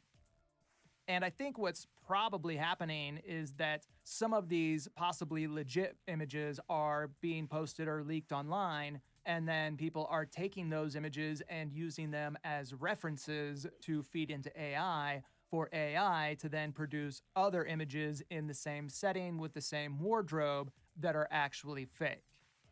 And I think that could be the same thing with what we saw of what appear to be these Avengers Doomsday promo images, where people are then taking those and using them to create AI. All right. So this one, well, first of all, they haven't even started the reshoots. Those come in April. And he said this was fake anyway. And the big reason it's fake is, well, if you believe this lady and this lady, they're not in the fucking movie. Promo images for Avengers Doomsday, some of which I gotta say actually look pretty cool. I mean, don't get me wrong, it's like scary and disturbing at the same time, but I gotta admit, some of them do look pretty dope. But since there has been arguments and debates online about which are real and which are fake, and if they're all fake, I thought I would just throw out my 2 cents. Now, I could be wrong because AI is so good nowadays that maybe all of them are fake. But considering that we see behind the scenes images leak from pretty much every single Marvel movie, I do think there's a good chance that some of these are legit and that some of them may have even been leaked by Marvel Studios themselves as another form to build hype for the movie. Now, if y'all remember Wednesday, I think Marvel is YAD because I'm watching someone else's video who's monetized. Magic is definitely fake. Now, y'all remember what, well, most of you probably remember, hopefully all of you, because if you missed the live stream, hopefully you watched the replay. I actually do agree with Culty that Marvel is dropping all these.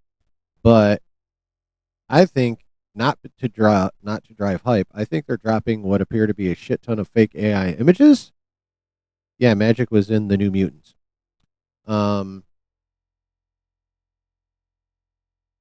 I don't think Marvel's dropping them to cause hype.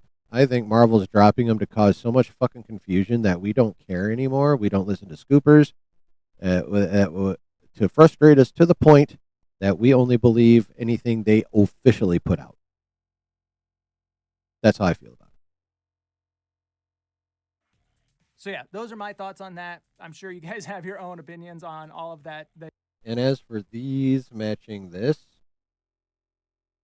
that could be corroboration, or whoever's making these is using this for inspiration to make these, rather than this being a confirmation of this shit. It could very well be that this is just a AI designed photo based off of these, if that makes any sense.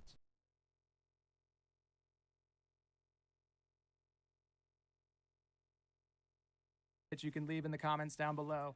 But now let's get into the good stuff and dig into the meat of the video and dig into these recent leaks and updates and reports regarding Doctor Doom's origins and backstory, and how what's in his backstory could actually play a huge role in what's going to happen in the plot of the movie.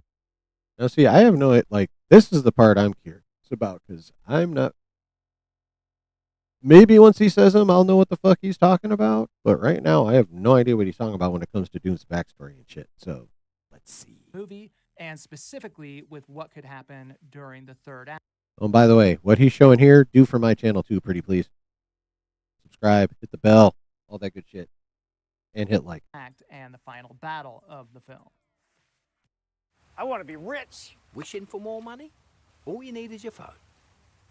No. That's my man.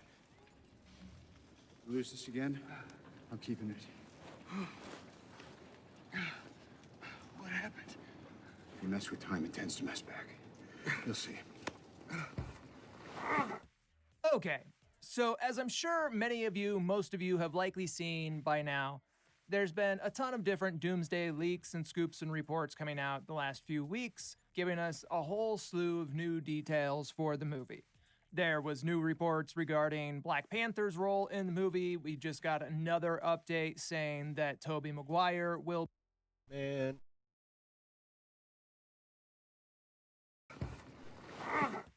Okay, so as I'm sure many of you, most of you have likely seen by now, Man. there's been a ton of Hold different up. Doomsday leaks and scoops and reports coming out the last few weeks, giving us a whole slew of new details for the movie. There was new reports regarding Black Panther's role. Someone explain to me why the hell whoever made this image made Damson Idris look like fucking Puff Daddy. Why'd they make him look like Diddy? That's not cool. That's all I got to say about that. In the movie, we just got another update saying that Tobey Maguire will be appearing in the movie. But what I wanted to talk about today is some of the stuff that we are hearing specifically regarding these leaks with Doctor Doom and some of the stuff we can expect to see in the trailer. Because we've gotten these reports that the Doomsday trailer will reportedly be releasing next month in front of Avatar Fire and Ash. And what's been reported, And also potentially at CCXP and or Tokyo Comic Con next weekend. on that is that Marvel Studios have edited together at least 30 different versions of this trailer That's according to Christian Harloff, if y'all remember. We've talked about that. so that they can choose the best one, and that the trailer will primarily focus on Doctor Doom, but that it may also include footage of Chris Evans and Haley Atwell in their returning roles as Steve Rogers and Peggy Carter, and that the trailer may even hint at what their roles will be within the larger plot of the movie. And when I first heard this, I was a little bit surprised that Marvel Studios would reveal the return of such big major characters like Steve and Peggy so early on. But in reality, I'm not so sure it should be such a surprise. Because it was Deadline and The Hollywood Reporter who first got the scoops about Chris Evans and Haley Atwell returning, and that happened months ago. And I'm assuming that it was likely Marvel or Disney themselves who released that information in the first place. Now, since this is from Deadline, this is obviously a trade. So the chances of this being real are 99.8. And here's the key. Haley Atwell reprising Agent Carter role. Now, there are rumors that she's also going to be being Captain Carter again, like she was in Multiverse of Madness and What If. But, Justin Kroll, he's good. So, yeah. So, I like the fact that this says Agent Carter. To, keep increased attention and hype building for this movie.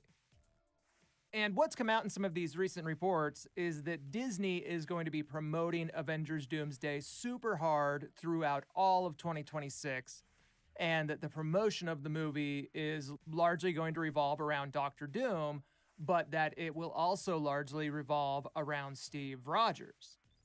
And again, like I said, even though initially I did think it was a little bit surprising that Marvel Studios would focus on Chris Evans and his return as Steve Rogers in the promotion of the movie, once I started thinking about it, I really didn't think it was that big of a surprise.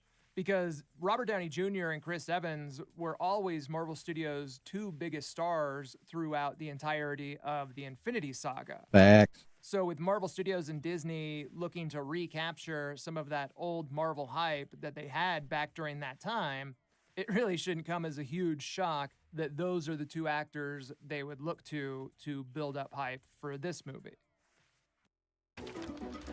Introducing the business card that gives back all you put in. The new Chase Sapphire Reserve for Business.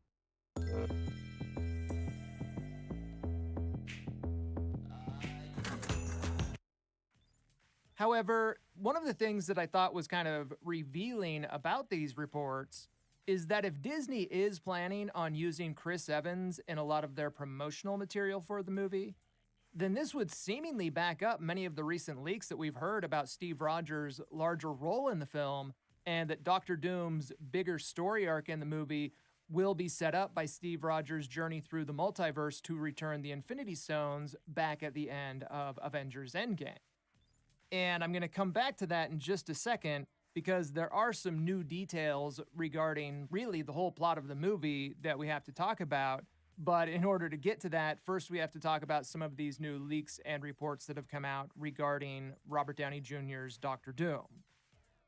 Because what's been reported by a few different sources recently is that Robert Downey Jr.'s portrayal of Doctor Doom will take a lot of influence from tragic classic characters like the Phantom of the Opera and even Darth Vader, because like Darth Vader, Doom will wear his suit of armor because underneath his body is scarred and broken, and the suit will be what keeps him alive.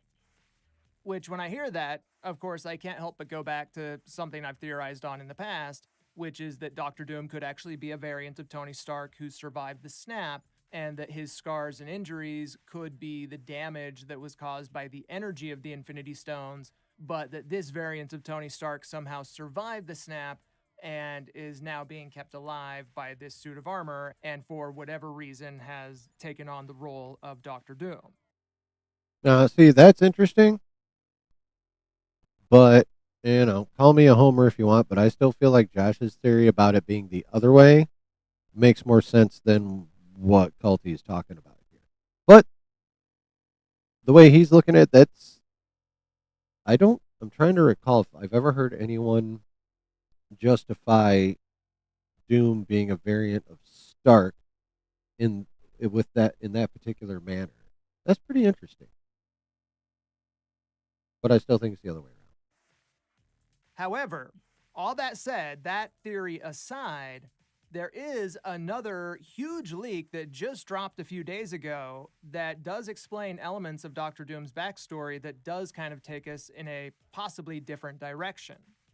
And this leak comes from an insider who works at a small Disney office who claims to be in contact with someone that's working on the set of Doomsday who's fed him some inside information. And what this person said is that in Avengers Doomsday, RDJ's Doctor Doom will come from a universe where he is actually the one who married Sue Storm instead of Reed Richards, and that in this universe, they are the ones who had a son who was also named Franklin after Sue's father, but that at some point in the past, Doom lost both of them, both his wife and son, in some kind of tragedy that he blames on Steve Rogers. And even though this is a relatively short leak, I thought it was one of the more important leaks we've seen so far for this movie.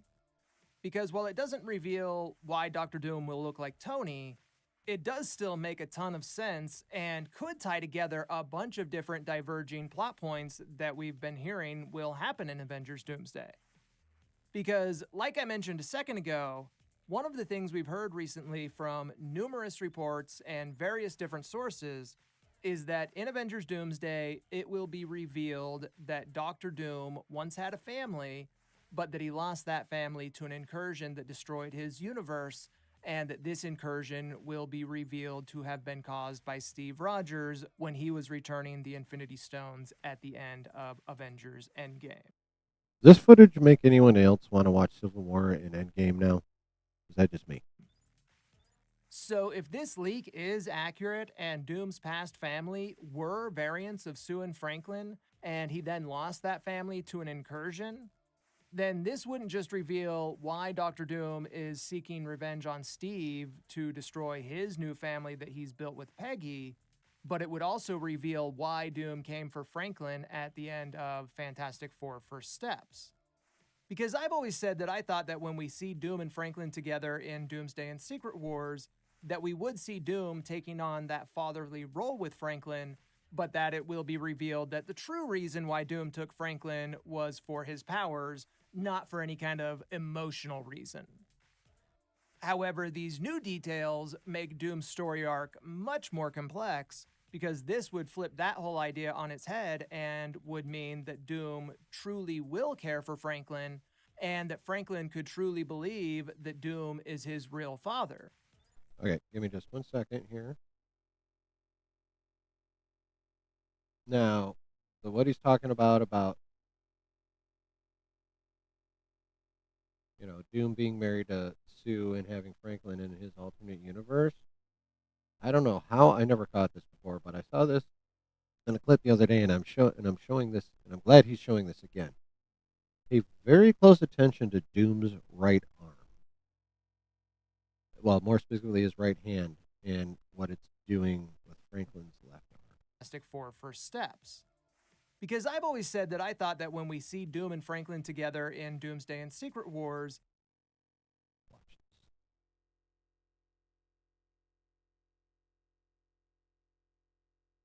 Doom came for Franklin at the end of Fantastic Four First Steps.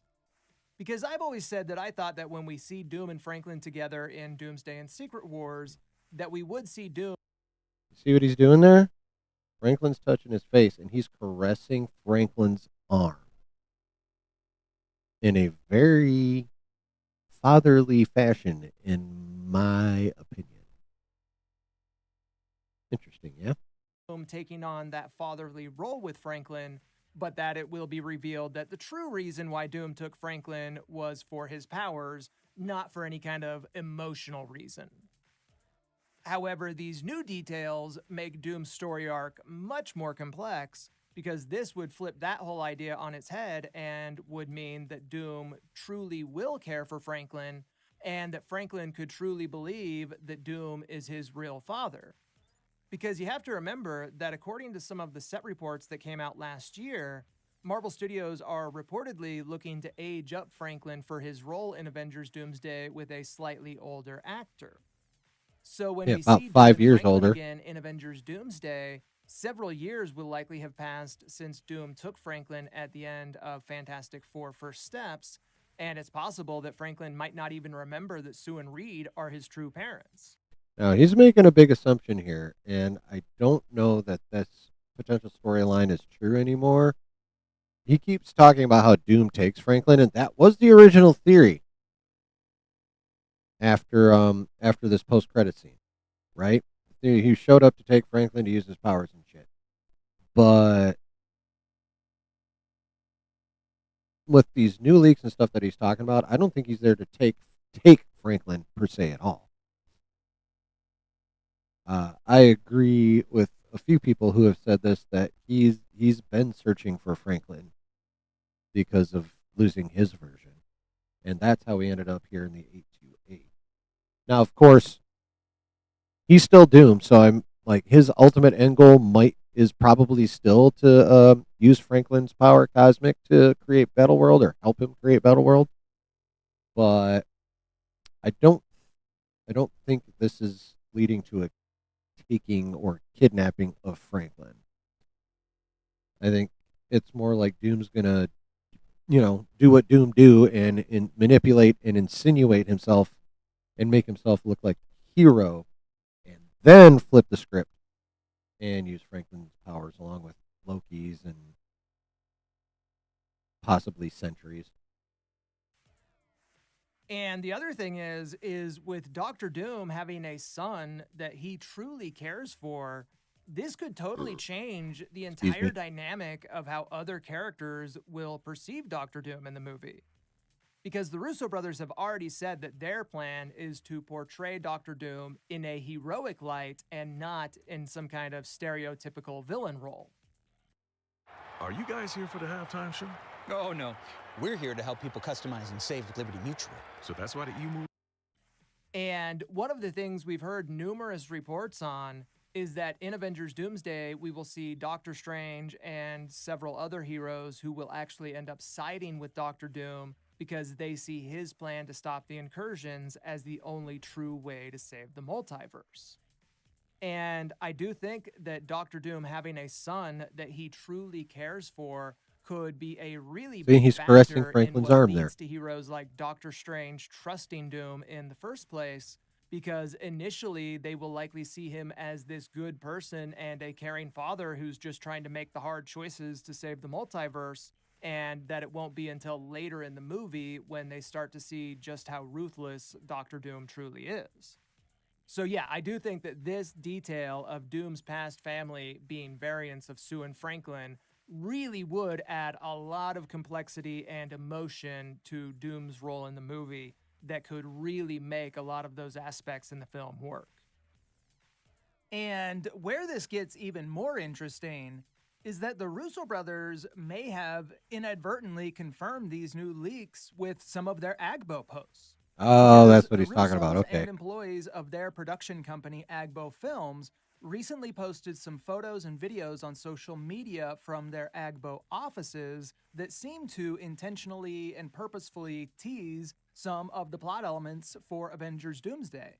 Because in one post, we see two employees doing some TikTok dance or something where they are teasing Avengers Doomsday. Okay, this by one I did not dancing see. with Iron Man and Doctor Doom. Did not see that one. And then in a separate post from one of these same employees, we see her posing in front of this figure display that shows Franklin, Sue Storm, and Doctor Doom figures all posing together. Now, I saw that image on Twitter minus the employee that Robert Downey Jr. wore at his big Comic-Con reveal last year, while the Sue and Franklin figures are wearing their wardrobes from Fantastic Four First Steps. But, you know, I just thought it was extremely interesting that Doom is shown posing here with Sue and Franklin of all people, especially after this leak saying that in the movie, Doom's family will be revealed to have been variants of Sue and Franklin.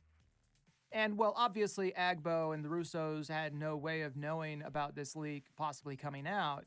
The Russo brothers do love to post cryptic teasers that hint at their plans for upcoming films. God, all the shit that went on for this There is picture. probably some intention in allowing these employees to post these videos on social media as a way to kind of throw out some hints and some bait to kind of get people talking about their different theories. 56 bottles? Nice! Hell yeah, Spicy Dan. Hell yeah. Russos or whoever may have inadvertently kind of confirmed these leaks' legitimacy with this display and these social media posts that seem to be teasing the link between both Doom Am I gonna have to and go Iron follow Man, Agbo on as well as the social link media between now? Doom, Franklin, and Sue. And of course, if these leaks are accurate, then of course this also brings up the whole other question regarding what'll happen in the Secret Wars movie, and if Doctor Doom might end up remarrying a new variant of Sue, or maybe even the Sue we know from the 828 universe, the same way he married Sue in Hickman's Secret Wars comic. And then before we move on, just one other thing I wanted to point out about this figure display in the Agbo offices real quick, is that the figure they have put up for Franklin is obviously meant to be a figure for Franklin's role in Avengers Doomsday and not the Fantastic Four movie, because we can see that this figure appears to be for like a 7-year-old instead of a 4-year-old, which is how old Franklin was when we saw him in the post-credit scene of Fantastic Four First Steps. And we can see that this figure also has longer hair than Franklin did at the end of First Steps. Yeah. And I just bring this up real quick because this would seem to confirm what we've heard in past reports, that there will be a several-year time jump from the perspective of Doctor Doom and Franklin Richards from when we last saw them in that post-credit scene for Fantastic Four First Steps, and when we will see them again in Avengers Doomsday. Now, the original reports we heard were saying that Franklin Richards was going to be between like 10 to 13 years old in Avengers Doomsday, but based on this display, it appears that Franklin will instead be around, you know, I'm guessing 6 or 7. So yeah, it sounds like there will be a time jump, just not as big as what we originally heard. And then just real quick, I still before we think get it's to going to all be the about other 5 years. Doomsday leaks and updates and theories and all that, just wanted to do the YouTube thing and remind you to subscribe to the channel if you are new here and enjoying the video, because like most YouTubers, I try not to look at the algorithm as my mortal enemy, but it does get difficult at times. And the algorithm is, of course, undefeated. There's no point trying to defeat it, but you can help me become friends with the algorithm by leaving a like, or even better, sharing the video, or maybe leaving some hype points, because those are the things that... By the way, all this applies to this little channel of mine too, so fucking do it, please and thank you. The algorithm appreciates most. So yes, like, share, subscribe, all that stuff, and let's get back to it. With Lucid, agile teams don't have to start from square one. Need to run agile events with a high... However, this isn't the only major scoop that's dropped recently regarding the Russo brothers' plans for Avengers Doomsday. Because one of the other details that came out recently from multiple different sources, including Daniel Richman, James Mack, and The Hot Mic Show, is that in Avengers Doomsday, we will actually see multiple different versions of Doctor Doom from different universes, some of which could be variants of Victor Von Doom, and then others who will be other characters entirely who have just seemingly taken on the mantle of Doctor Doom. And again, this is a pretty major detail that I think reveals way more about the overall plot of the movie than probably a lot are assuming, because I think this will likely tie into some of the other major plot points in the movie in some really important That's supposed ways. to look like Because based on the fucking recent Carol updates of Danvers these symbol. reports, Captain Marvel. some of these other Dooms won't just be cameos, but could actually be characters in the movie with small roles, and that some of them could be members of Doom's larger army, and that this could sort of take loose influence from some of the ideas that Marvel Studios had for the Council of Kangs in Avengers: The Kang Dynasty. Now, I don't think that they're gonna like go full Council of Kangs mode. You know, I don't think they're gonna like basically do the same story with Doctor Doom instead of Kang. But I can see how there could be a few small similarities to that idea that will fit into the movie, how it'll come out now. And, you know, what this actually makes me think about is Jason Aaron's Avengers Forever comic run. Because last year, when Doomsday was officially announced, some of the earliest reports we heard was that besides the Time Runs Out and Secret Wars comics, that one of the other comics that the movie would adapt major plot elements from was the more recent Avengers Forever series. And Avengers Forever is a really big event comic that ran from 2021 to 2023, and the whole story is just like pure multiversal craziness that includes more variants than you can possibly count.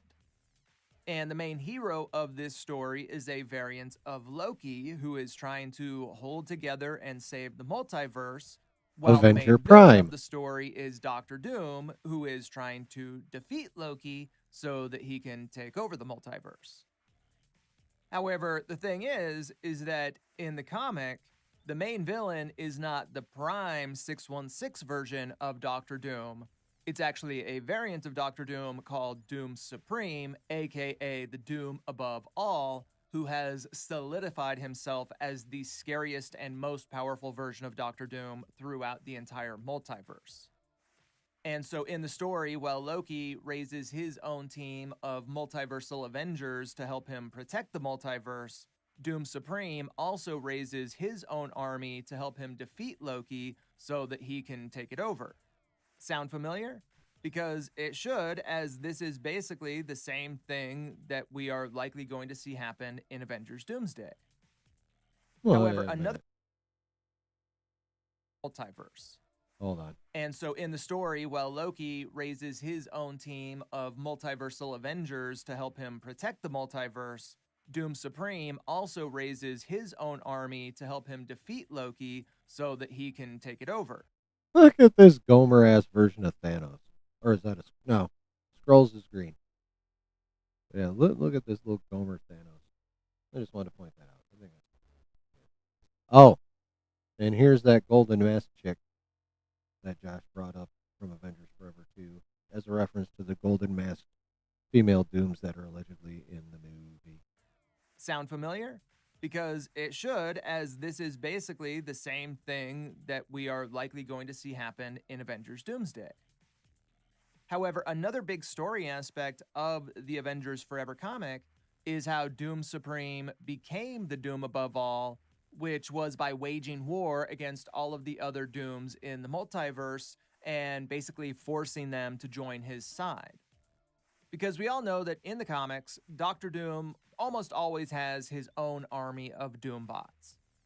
But in Avengers Forever, it first appears that Doom has his own army of Doombots, but then it's revealed to actually be an army of multiversal Doom variants. Because in that story, Doom Supreme knew that one of the biggest threats that he would face in his plan to conquer the multiverse wouldn't be the Avengers, it would be other versions of Doctor Doom. So what he did is he waged war against these different Dooms and forced them to either join his ranks or suffer a long and very intense, drawn-out demise. And based on these new scoops, look at all them dead Dooms. There also being other versions of Doctor Doom being featured in the movie. It sounds like this could be another aspect from the Avengers Forever comic that could be adapted into the plot of Avengers Doomsday. I need to read that run. And, what this makes me actually think about is the initial Doomsday reveal at Comic-Con back in 2024. Because if you guys remember, when they did that big reveal, they lined up around 24 actors dressed up as Doctor Doom in these cloaks and masks. And then Robert Downey Jr. emerges from the back and takes off his mask, revealing himself as the true Doctor Doom. The Doom above all, if you will. And, with this being the multiverse saga and with the mere fact that Robert Downey Jr. is playing Doctor Doom after he already played Tony Stark. I don't care how many times I see that fucking mic camera. God damn it. That happened. Are we really playing this game? Okay, cool. Anyway, where was I? Right. I don't care how many times I see this reveal. Goosebumps every fucking time. I always just wondered if how they decided to do that Doctor Doom reveal by also including a bunch of background actors also dressed as Doctor Doom, if that might have been a little hint from the Russo brothers regarding their bigger plans for Doctor Doom as a character and the possibility that other Doom variants could also appear in the upcoming Avengers films.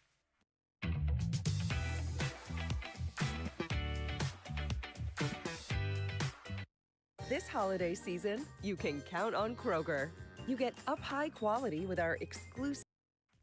Because with Robert Downey Jr. being the one to play Doctor Doom, we all know that there's likely going to be more to the story than him just simply playing Victor Von Doom. That obviously there's going to be a story reason behind why Doctor Doom looks like Tony Stark. I mean, even the Russo brothers themselves said that RDJ playing Doom will somehow tie into Tony's death and the events of Avengers Endgame. So I do think it makes sense that in Avengers Doomsday, that Robert Downey Jr.'s version of Doctor Doom could take on a role that's actually closer to that of Doom Supreme in the Avengers Forever comic than the 616 version of Victor Von Doom in the primary comics. That, rather than him just simply being revealed to be Victor Von Doom, that he could instead be revealed as a variant who has taken on the Doom mantle and then gone on to become the most powerful Doom in the multiverse. Because this is actually something that Daniel Richman clarified after his initial report, that the other versions of Doom that he said we would see in the movie won't all necessarily be variants of Victor Von Doom, and that some of them will actually be separate characters that have just taken on the moniker and armor of Doctor Doom. And, one of the other things that I also think could be a big factor in how elements of this comic could be adapted in Avengers Doomsday also ties into how Doom Supreme became so powerful in that story. Because in Avengers Forever, one of the ways that Doom Supreme became the most powerful Doom in the multiverse was also by stealing the magic from the other versions of Doom who refused to join his army. And that is totally something that I could see happening in Avengers Doomsday. Because we all know that in order for RDJ's Doom to take over the multiverse at the end of the movie, that somehow he's likely going to have to gain godlike abilities like he did as God Emperor Doom in the Secret Wars comics. So maybe one of the ways he will gain more power in the movie is actually by stealing the magic of other Doom variants. Because it's already been established in the MCU that strong magic users can use witchcraft or sorcery to steal the supernatural abilities from other characters. I mean, we've seen Agatha do it to multiple witches throughout Agatha All Along and WandaVision. And then we also saw Wanda and the Defender Strange variant trying to steal America Chavez's multiversal abilities back in Doctor Strange in the Multiverse of Madness. So yeah, I could totally see a scenario where in the movie, one of the ways that RDJ's Doom becomes so powerful is by stealing the magic from other versions of Doctor Doom that he's encountered and defeated throughout the multiverse. Which, if something like that is close to what'll happen, then perhaps this could also tie into the Latveria Easter egg that we saw back in Fantastic Four First Steps. Because as I'm sure you guys remember, in the opening of that movie, we see this scene where Sue Storm is giving a talk at the UN, where we see this empty chair representing Latveria, which is clearly meant to indicate that a version of Doctor Doom does exist in this universe on Earth 828. So if this new... See, maybe not on that one. Obviously, we see Latveria, and, you know, yeah, that, you know, Doom. But here's the thing about that is Latveria's had other leaders besides Doom prior to Doom. And give me just 1 second. If I had previewed this video, I'd have had this ready. So bear with me.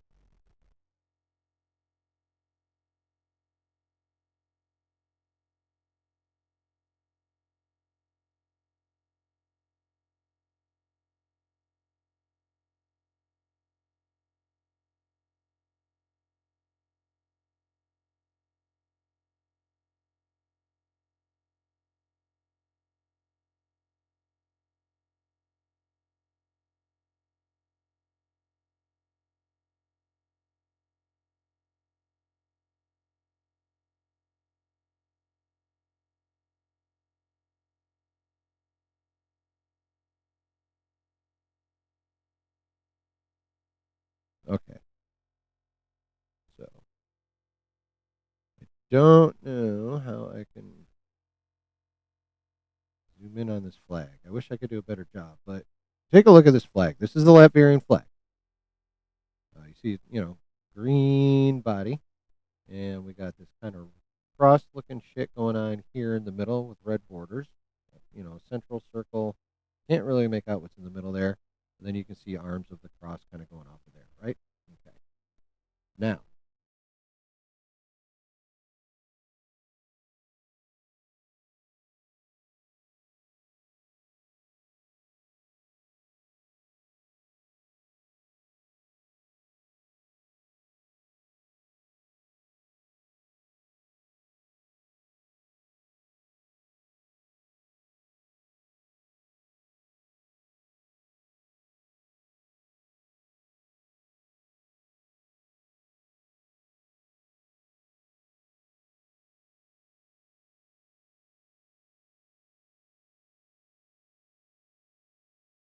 God.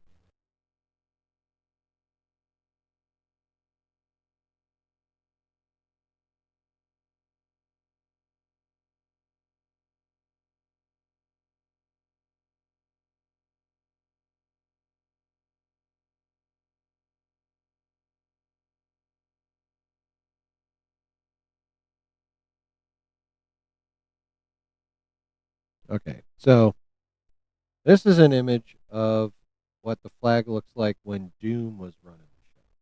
It is simple. It's kind of got the elongated cross thing. It's got the circle, so that's accurate. But this, I don't think, is the same as this. The symbol in the middle is different. See? There's no gold or anything in there. Well, you see how that's not the, you know, that's not the same kind of geometric thing in the middle there. Right? So, does it not make sense that, you know, Doom would keep the overall look of the Latvian flag, but change the symbol in the middle to something that more represents himself?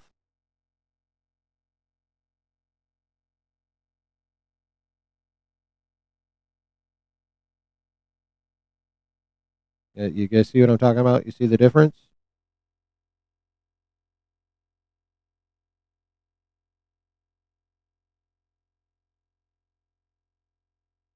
So, yeah, obviously we were Marvel meant for us to think this was Doom.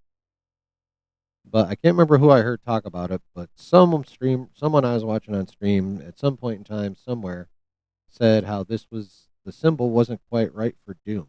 And I only just now thought of it when he pulled that up.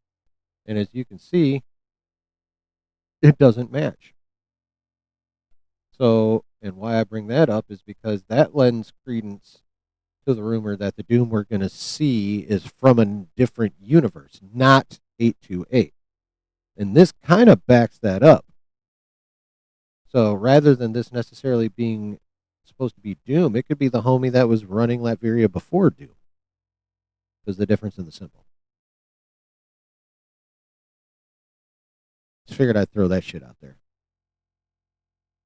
Strange has handled the Darkhold and is now currently running around the Dark Dimension with Clea. How trustworthy will he be once we see him again? Well, not very, because he's going to side with Doom eventually. So, at least according to all the rumors. And it only makes sense, because that's what happened in Hickman's run. He ended up siding with Doom after Doom spared him in the Library of Worlds, and then he was Doom's sheriff on Battleworld. And that's also reflected in that leaked concept the leaked Secret Wars concept art. Again, that dropped back in March, and that Healthy showed us some a while back ago here too. Leak we've heard is true, and RDJ's Doom is not from Earth 828. Then that brings up the question of what happened to the Doctor Doom in that reality, and why wasn't he present during that scene at the UN?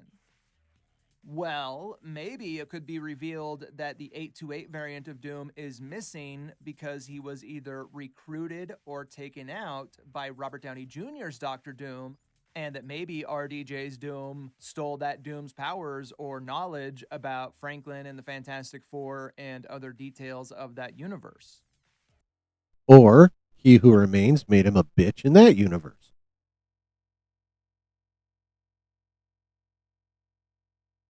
Kind of like how, if Josh's theory is right, he turned the 616 variant of Doom into Tony Stark.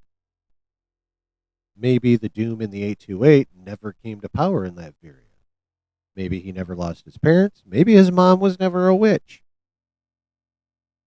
You know, there's a plethora of reasons as to why we didn't see Victor Von Doom in the 828. A plethora. And look, honestly, this whole idea of Robert Downey Jr.'s Doom stealing powers wouldn't even... And here's the birthday thing I was talking about. With the whack hair and the mouthless thing here. And we got a couple other variants, yay, happy birthday. But yeah, see, this is the one that was mentioned in Rickman's rumor. Leak, whatever you want to call it. Necessarily just be limited to Doom variants, because he could be stealing the supernatural abilities from all sorts of characters. Well, actually, I should clarify that in the movie, I don't think we'll see Doom being able to steal physical abilities. Like, he probably wouldn't be able to steal Steve Rogers' super strength or Charles Xavier's telepathy, because those are physical or genetic abilities that are a part of those characters' physiology. And not to mention the fact that he does not fucking need them either. He can do telepathy through magic. He can be super strong through magic and or technology. Same with the telepathy. He doesn't need that shit. But based on what's been established so far in the MCU, Doom should be able to use his own magic to steal from anyone whose abilities also come from supernatural or magical powers. So, for example, characters like America Chavez, or witches or sorcerers like Agatha, Wiccan, or Wong, those could all be possibilities, or, variants of those characters from across the multiverse. Is America's Chavez power set magical in nature? I don't know that that's ever actually been talked about one way or the other. That's an interesting thought. And of course, something I've talked about in past videos is how I think it's possible that part of Doom's plan in the movie could be to steal the power of the Scarlet Witch from Wanda, because if he gained the power of the Scarlet Witch, that would basically make him into a god or give him godlike abilities right there. I mean, if he had that, he would almost be unstoppable as it is.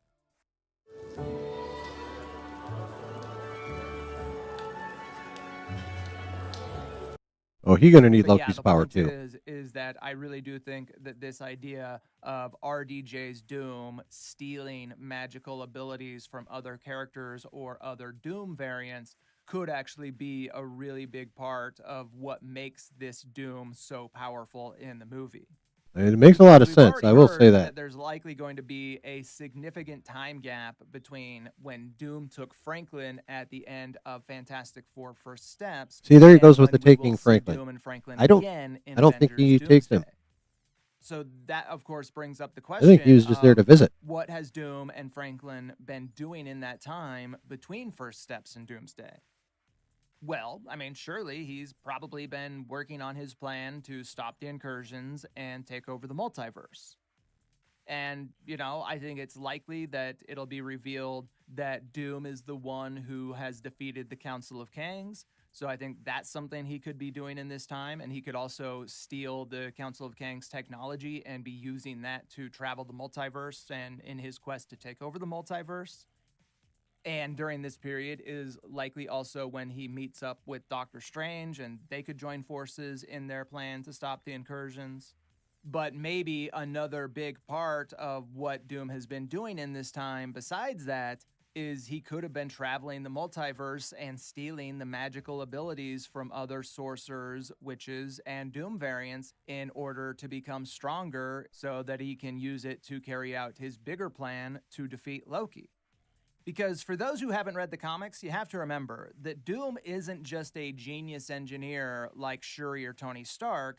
He's also a powerful sorcerer himself on the level of Doctor Strange. In fact, in the Avengers Forever comic, the reason that Doom is even called Doom Supreme is because in his home universe, he was the Sorcerer Supreme. And, you know, speaking of Loki, another important detail that's also worth bringing up is that this theory that Robert Downey Jr.'s Doctor Doom could be stealing magical abilities from other supernatural-based characters will also likely play a huge role in what'll happen at the end of the movie.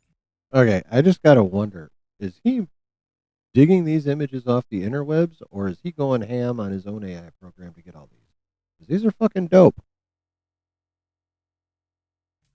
Because as we've discussed many times, it seems very likely that Doom's overall plan in Avengers Doomsday will be to defeat Loki so that he can take Loki's place on the throne at the end of time and then use that to control the multiverse and most likely create a new singular timeline in his image that he can rule over.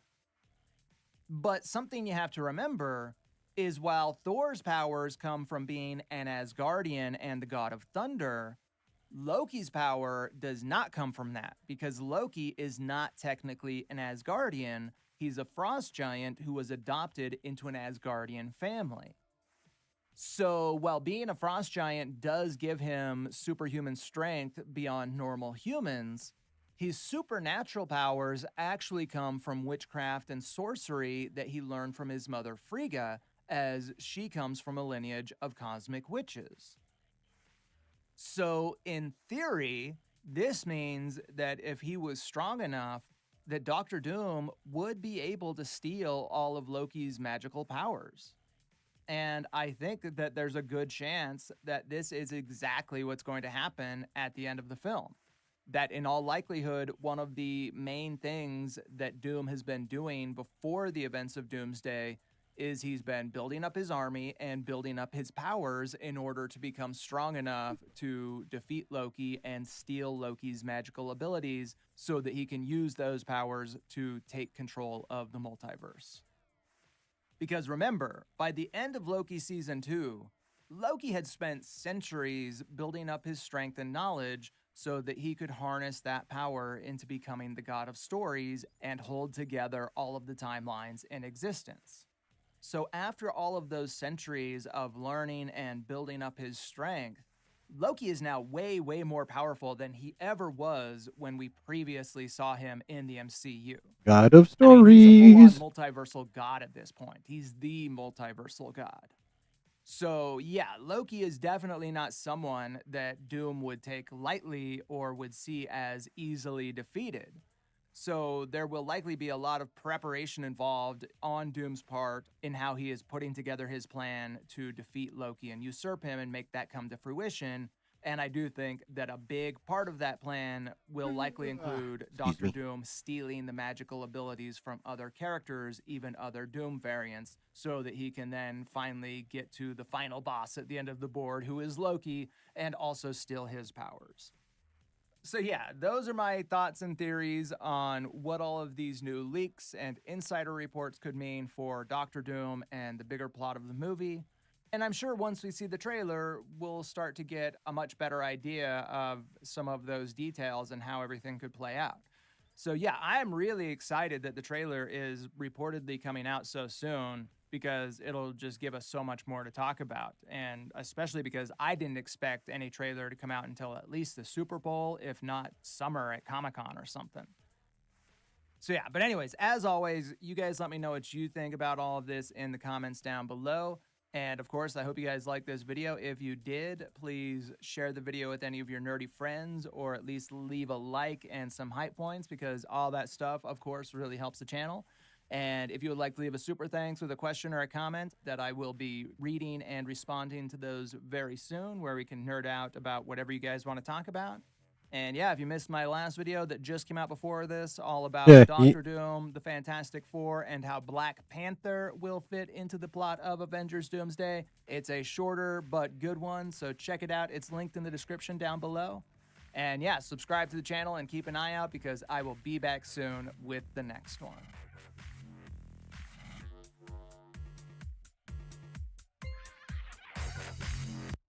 Cool. That was a pretty dope video. With the super thanks, he used to be like, I'll answer your super thanks in the next video. Now it's just like, I'll get to them. It's kind of funny, in my opinion. So what do you guys think? I think he's good on most of what he's talking about. I think he's off on a couple things. What do you guys think? You like that video? What do you think of Culty? I give my ears a break, these headphones. I need better headphones. See the separation of teams being based on who has powers they were born with. Getting those powers actually got powers and who doesn't. Yeah, maybe. Maybe. You guys got any thoughts on that video before we watch this next one? After which we're going to get the fuck out of here. Just so you know.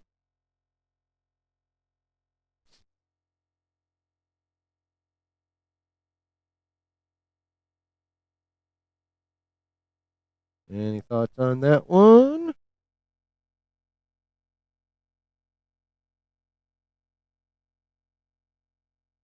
Yes, no, maybe so.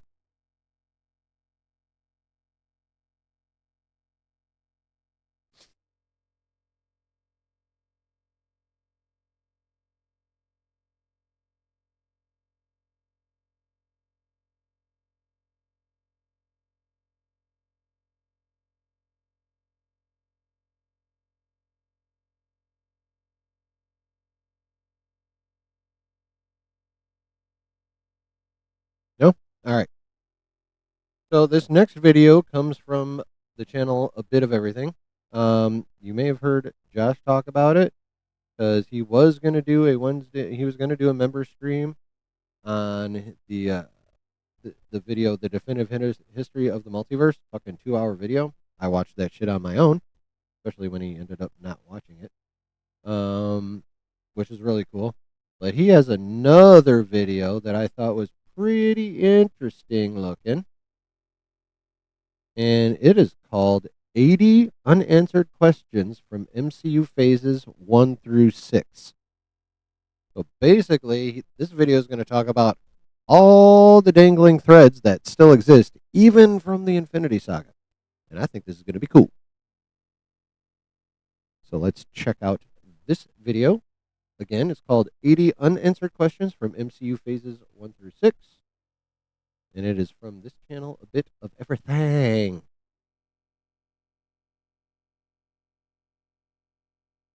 Ignore the laws. No problem. Hello, Zootopia MCU 2. fans. Today is the first. That movie is going to make so much money. It's looking at like a $500 million global opening weekend. 500 milli from jump, bro. That's crazy. Anyway. first video in my closeout series on 2025 in the MCU. We'll be looking at 80 unanswered questions. And you might remember from last year, it was actually 87 unanswered questions. So we are slowly knocking them off the list. And I do want to lay a ground rule out right up front, and that is that a question remains First unanswered Avengers movie, Travis. until we actually see a show or movie address it. I realize that many of the questions I'm going to raise look to be addressed in some of these shows or movies. For the record, this is how they need to portray Carol Danvers going forward right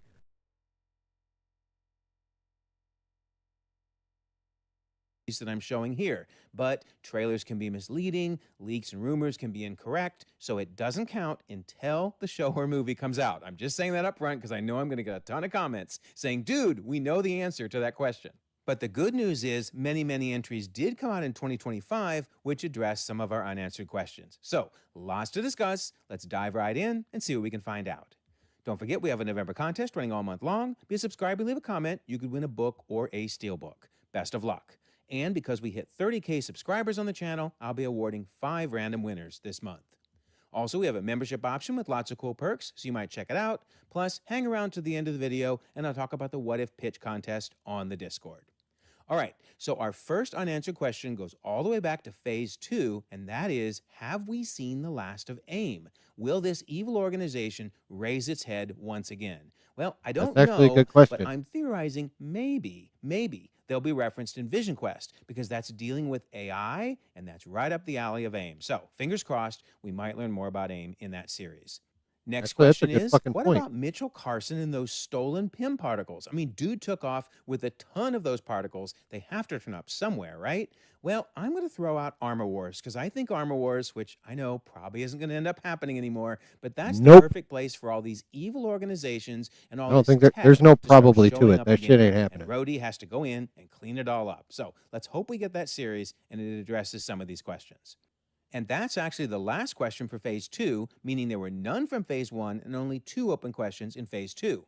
So then we move to Phase 3. Will Mordo complete his quest to end all sorcerers? Nope. Remember, he was pretty ticked off at the end of the first Doctor Strange movie, but we've never seen him again. So maybe, just maybe, he will show up in Doctor Strange 3 trying to complete his quest. We didn't see the 616 Another question Mordo. is Miles Morales going to show up in the 616 universe? I mean, we saw his Uncle Aaron, so is he going to show up as well? Hey, let's cross our fingers we at least get some hint or clue in Spider-Man Brand New Day. And then the next question is, we are not will going to see Miles Scorpion Morales finally get his after revenge? Beyond the Yes, Spider-Verse. I know. There is no doubt that he is going to show up in Spider-Man Brand New Day. That's just pretty much been officially announced many, many ways.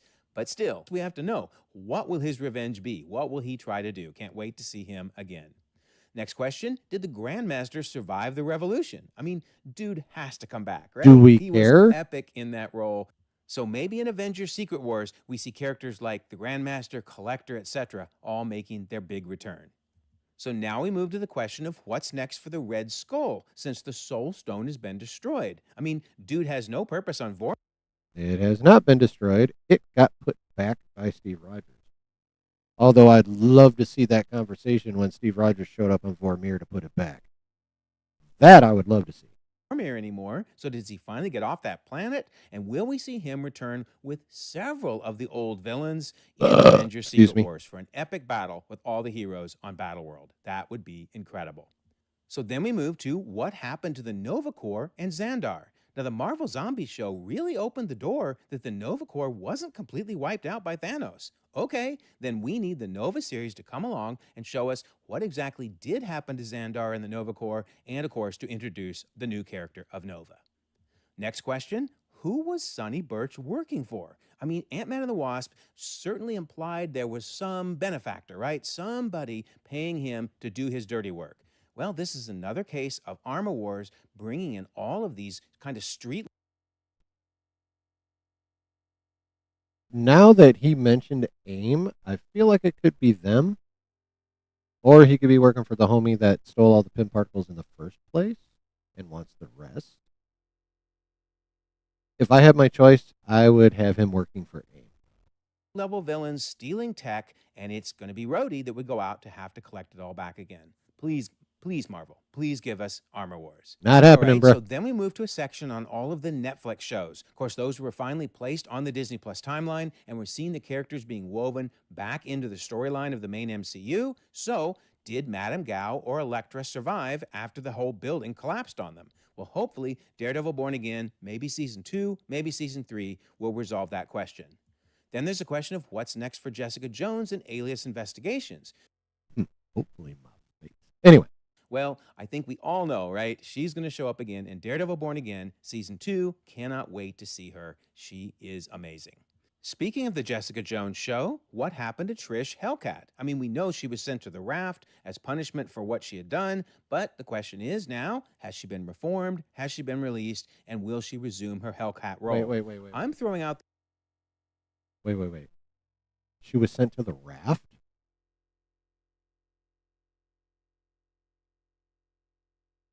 I had forgotten about that. Is that actually a thing, chat? She got sent to the actual raft as we've seen it in the MCU? Huh. That's interesting. So if she's at the raft, that means she could very well easily be there with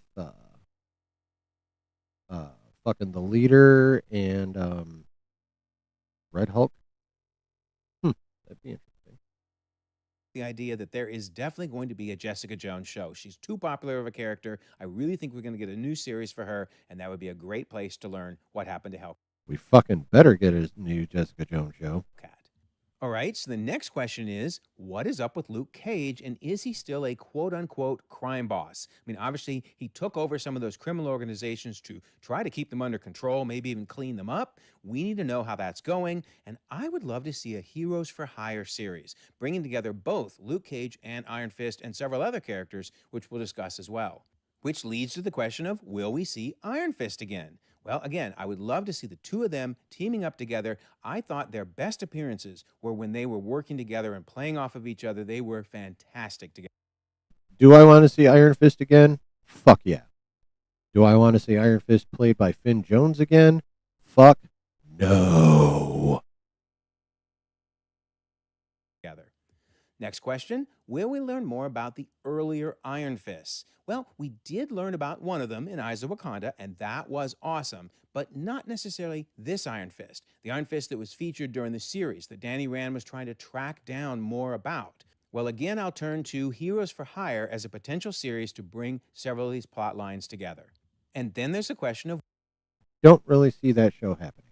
Will we see the Daughters of the Dragon team up? Misty Knight and Colleen Wing were fantastic together. I would love to see them showing up also in Heroes for Hire. Can you imagine how good that series would be with all of those characters returning together? Oh my. Sounds more like Defenders than anything else. Or pseudo-Defenders, anyway. So then all of this discussion leads to the question of, are the other pre-Disney Plus shows still 616 canon? I mean, yes, we consider them to be 616 canon as fans, but will Marvel fully recognize them? Will they put them in the Disney Plus timeline? That would be awesome, right? Well, maybe we'll finally see them showing up again in Secret Wars. And hey, I would love it if they show up even earlier than that, but please, Marvel, by the time we reach Secret Wars, answer this question for us. We all want to know. Don't think that's going to happen. Next question. Did Captain America travel to a separate timeline, or did he go back to live in the sacred time? Okay, so this is a key question. And it's kind of hard to answer for a couple reasons. Reason number one. Well, again, that also depends on rumors. Got to go back to rumors. But if Steve is responsible in some way or fashion for incursions, any amount of incursions, and especially possibly the one that destroyed Doom's universe where he was married to Franklin. You're watching Endgame right now with the family? Nice. So if the cheek clap heard around the multiverse actually did start causing incursions, the only way it makes sense for it to start causing incursions is if when he stayed with Peggy, that created a branch timeline, right? That's what makes the most sense. But the problem with that is if that became a branch timeline, how did old man Steve get to Tony's funeral. But if he stayed on the 616, how would that cause an incursion? See, that's kind of the issue, and I really hope the Russos and McFeely can like explain that decently. Timeline. I mean, you know my opinion, right? He went back in time and created a branch. But clearly the writers and the directors of Endgame didn't agree. We need this resolved once and for all, and I think Doomsday is the place to have it happen. If you haven't seen my theory video, I really think the Endgame storyline is going to tie directly into Doomsday and maybe even to Captain America returning those stones. So yes, please, let's learn this answer once and for all. I'm with him on that one. Where did Cap get the new shield to give to Falcon? I really, really want to know. I'm assuming it was in that branch that he went to live in, but please give us that answer. Maybe we get it. Now that I keep forgetting about the new shield, but that is good evidence that that came from a branch timeline. But again, how did Old Man Steve get to the 616 for Tony's funeral from a branch timeline? That's the issue. In Avengers Doomsday. And then finally, where is old Captain America now? I really kind of hoped he would show up in Captain America Brave New World, even if it was just to establish that he was dead. Maybe they had a funeral for him or something. Nope, it didn't happen. So now I'm hoping we get the answer either in Doomsday or maybe they hold us out to the end and we get it in Secret Wars. All right, so this next one is an interesting one. In Far From Home, what did the Kree sleeper cell conversation mean? So you almost have to turn on closed captioning to understand what Nick Fury and Maria Hill are saying to each other. And of course, it's not really Nick and Maria, it's Talos and his wife, i.e. Skrulls, making this all the more interesting. But they were talking about there being a Kree sleeper cell existing on Earth.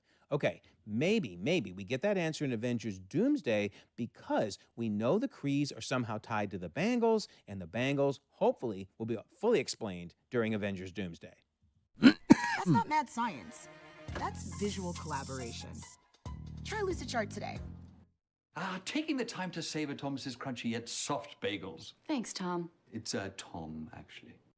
So finally, that ends our questions from Phase 3. Now on to Phase 4. Where exactly? Yeah. As I'm sure we noticed, he said he had 80 questions, and probably I haven't counted how many, but I'm not even sure we're to 20 yet. And the fact that he has so many questions to talk about during the multiverse saga just shows you how fucked they executed it. Exactly did White Vision head off to? I mean, now we finally know for sure we are getting a Vision Quest show, but the question is, where did he go and what is up with him? I cannot wait for this show. It's going to be awesome. All right, so the next question is, what's up with Sword since Haywood has been arrested? Now, I really thought they would get mentioned in the Marvels, and I've had many people say, yeah, they were mentioned. No, actually they aren't. If you go back and watch that movie, they just mention Saber, but they never talk about Sword. So, okay, this is another thing that could come up during Armor Wars. If this is one of those kind of rogue organizations running around doing some pretty crazy stuff, I would love to learn more about whether they're still around and what they're up to. Next question, who was working with the power broker? I mean, they can't leave this question hanging around out there, right? Oh, yes, they can, and they probably will. She was talking to somebody on the phone and saying now she has a lot more access, after being brought back into the government again. Well, I hate to keep bringing up Armor Wars, but it's the perfect place to deal with all of this kind of tech-related, street-level criminals that are all seemingly working for some bigger organization. So if it's not Armor Wars, Marvel, please just answer these questions. We really, really want to know. Next question, what happened to Nagel's super soldier notes? Remember, he talked about the fact that when he was blipped, they were gone. Now, maybe we could just call this resolved and Val got a hold of them in Thunderbolts, but since it wasn't officially answered, I'm going to hold out hope. This is another thing that comes up in Armor Wars, and it's... Okay. I like this guy. That fucking 2-hour History of the Multiverse video was dope, but he really needs to give up on fucking Armor Wars. It's not happening. Somebody's collecting all this stuff. But at this point, I would be fine if it was just Val and they told us that she resolved everything. You know who else in the MCU has been going around collecting all kinds of shit? And the same organization we've seen in Homecoming, the Ms. Marvel show, and Thunderbolts. Or wait, not Thunderbolts. So Homecoming and Ms. Marvel. And we will be seeing them in Brand New Day. Y'all know who I'm talking about?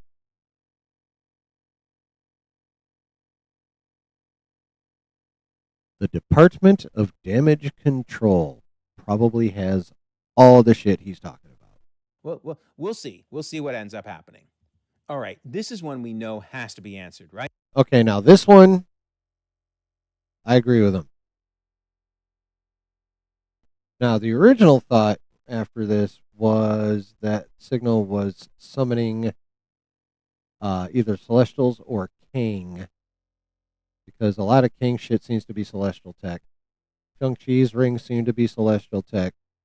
Ms. Marvel's bangles seem to be Celestial tech. The throne Loki's sitting on seems to be Celestial tech. Celestial tech was going to be huge in the King Dynasty, and if you recall, a lot of what they were doing in King Dynasty just got kind of rolled into Doomsday. So, in my mind, Celestial tech is still going to be a big motherfucking thing in Doomsday. Right? What was that signal coming from Shang-Chi's rings? We gotta know, and I think we'll find out during Avengers Doomsday. Fingers crossed. Next question, what's next for the 10 Rings and Xialing? I mean, I kind of thought we were going to get a 10 Rings show that had been rumored, but now with them cutting back, I don't think we're going to get that, and we may have to wait for Shang-Chi 2 to find out what she's been up to. Next question, what will happen when Arishem judges the Earth? I mean, granted, the dude takes his time, so this could take years, well, centuries even, before he finally makes his decision. But I really do think this is going to get resolved. I'm going to throw out Eternals 2. Now, I don't really think we're going to get an Eternals 2 movie, but maybe we could get something animated. We're definitely not getting an Eternals 2 movie. We're never getting in another Eternals titled movie. Now, there is an event, and I've talked about this before, that would quite easily handle this question. And now, after the reset, when all the toys are in the sandbox again, would be the perfect time to answer this. It is a it is a story called Judgment Day. And Arishem comes rolling back up and sicks the Eternals on the mutants, because in that run, mutants are technically descendants of the Deviants that we saw the Eternals battling in the Eternals movie. So the Eternals start going after the mutants, and of course, since that's technically an invasion of Earth, the Avengers all come in. So we have a three-way battle between Eternals, mutants, and Avengers. And since everyone's going to be all under one roof after the reset, booyah!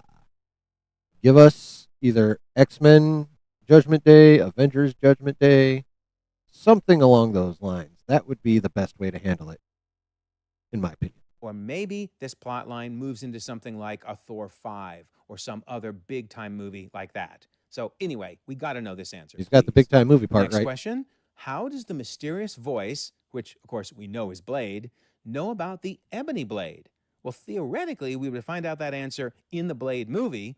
How many times can I say the word Blade? Anyway, I don't know whether we're going to get a Blade movie or not.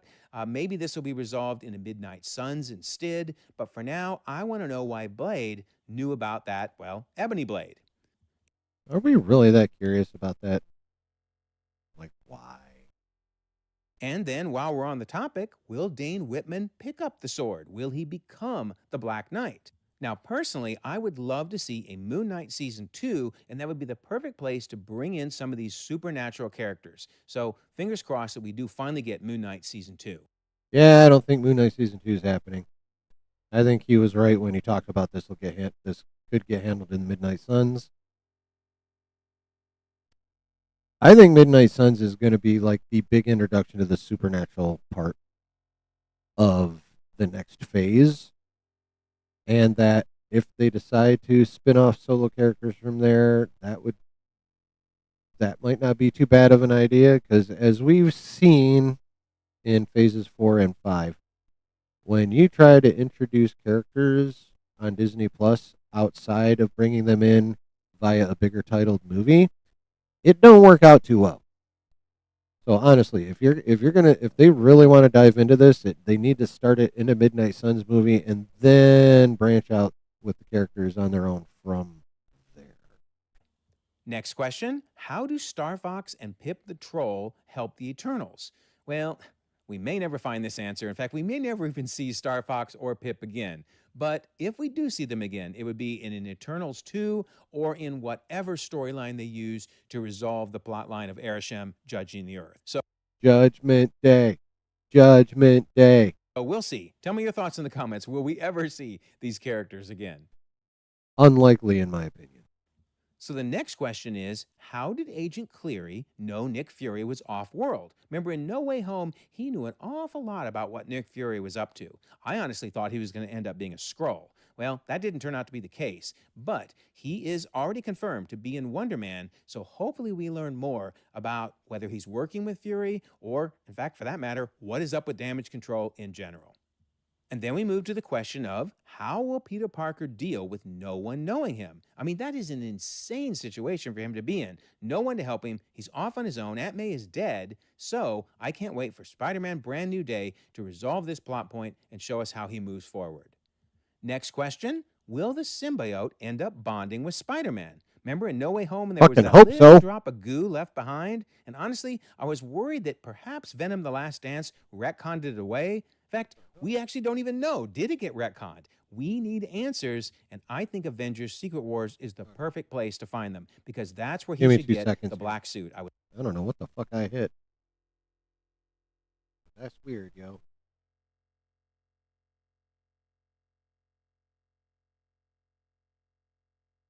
Dude, if I were him, I'd bundle my home and auto and pick Fixed up the it. real victory savings.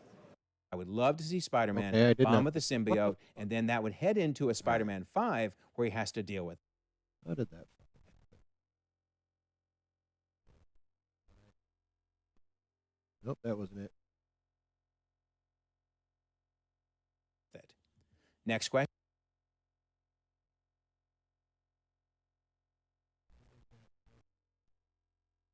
Nope, that's not it. What the fuck did I do?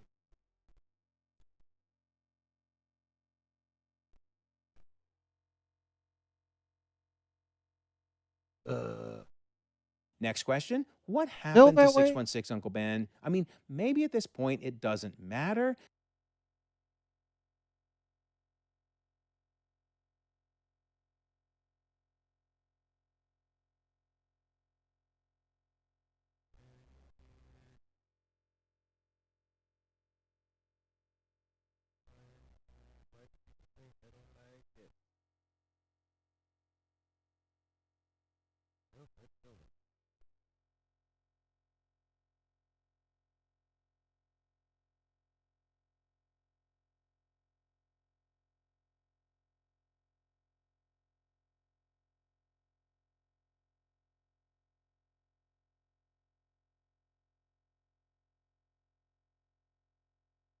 Sorry, guys. I'm not quite sure what the fuck happened. That was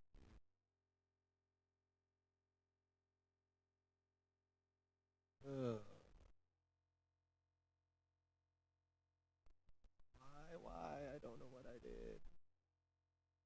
Now I think all my videos are going to be stuck like this until I figure it out. No!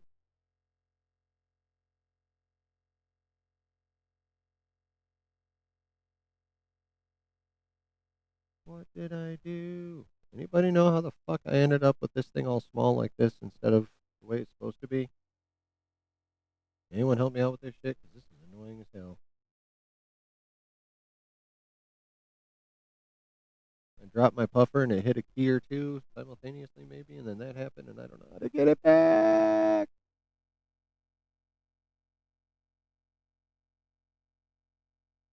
Nope, that's not what I want either. All right.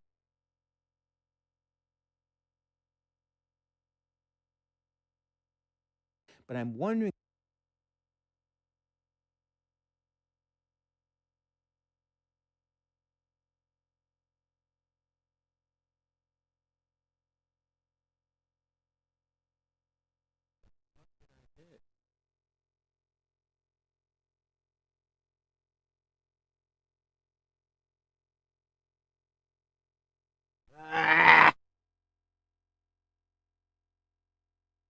If perhaps. And now I don't want those onions. What the fuck?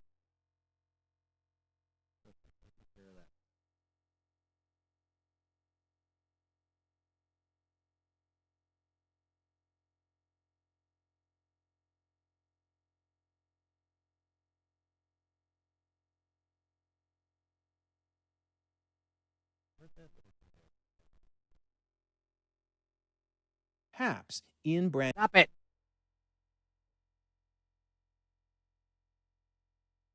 New Day. Nope, that's not what I want either.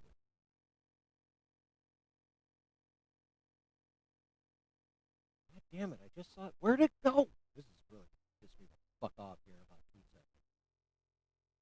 We learn a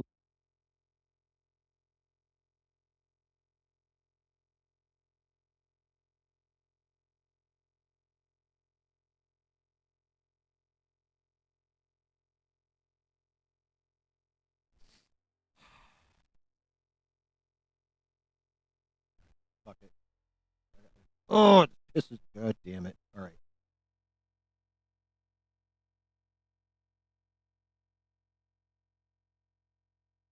Why did that get all teeny?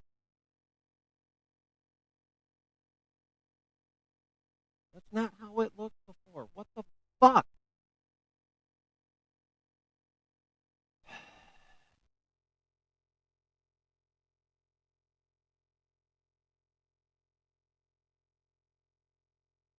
What did I do?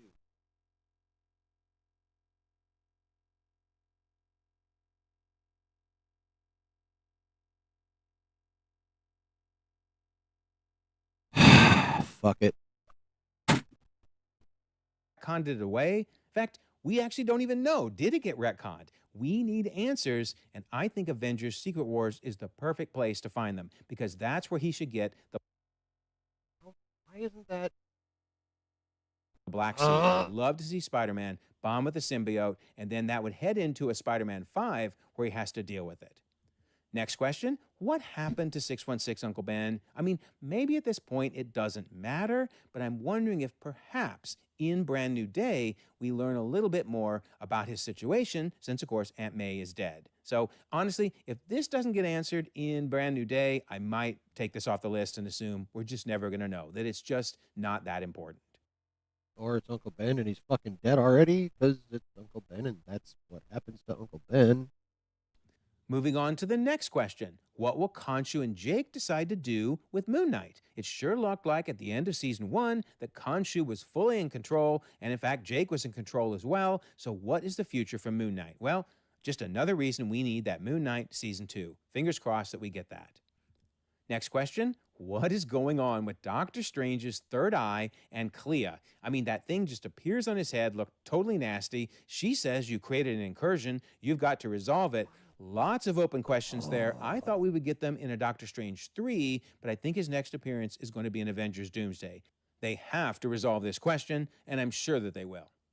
Another thing we need answered is, will 838's Mordo seek revenge after the Illuminati were killed? In fact, not just killed, they were demolished by Wanda. So, this dude's still around. I'm sure he's really ticked off. Will we see him again?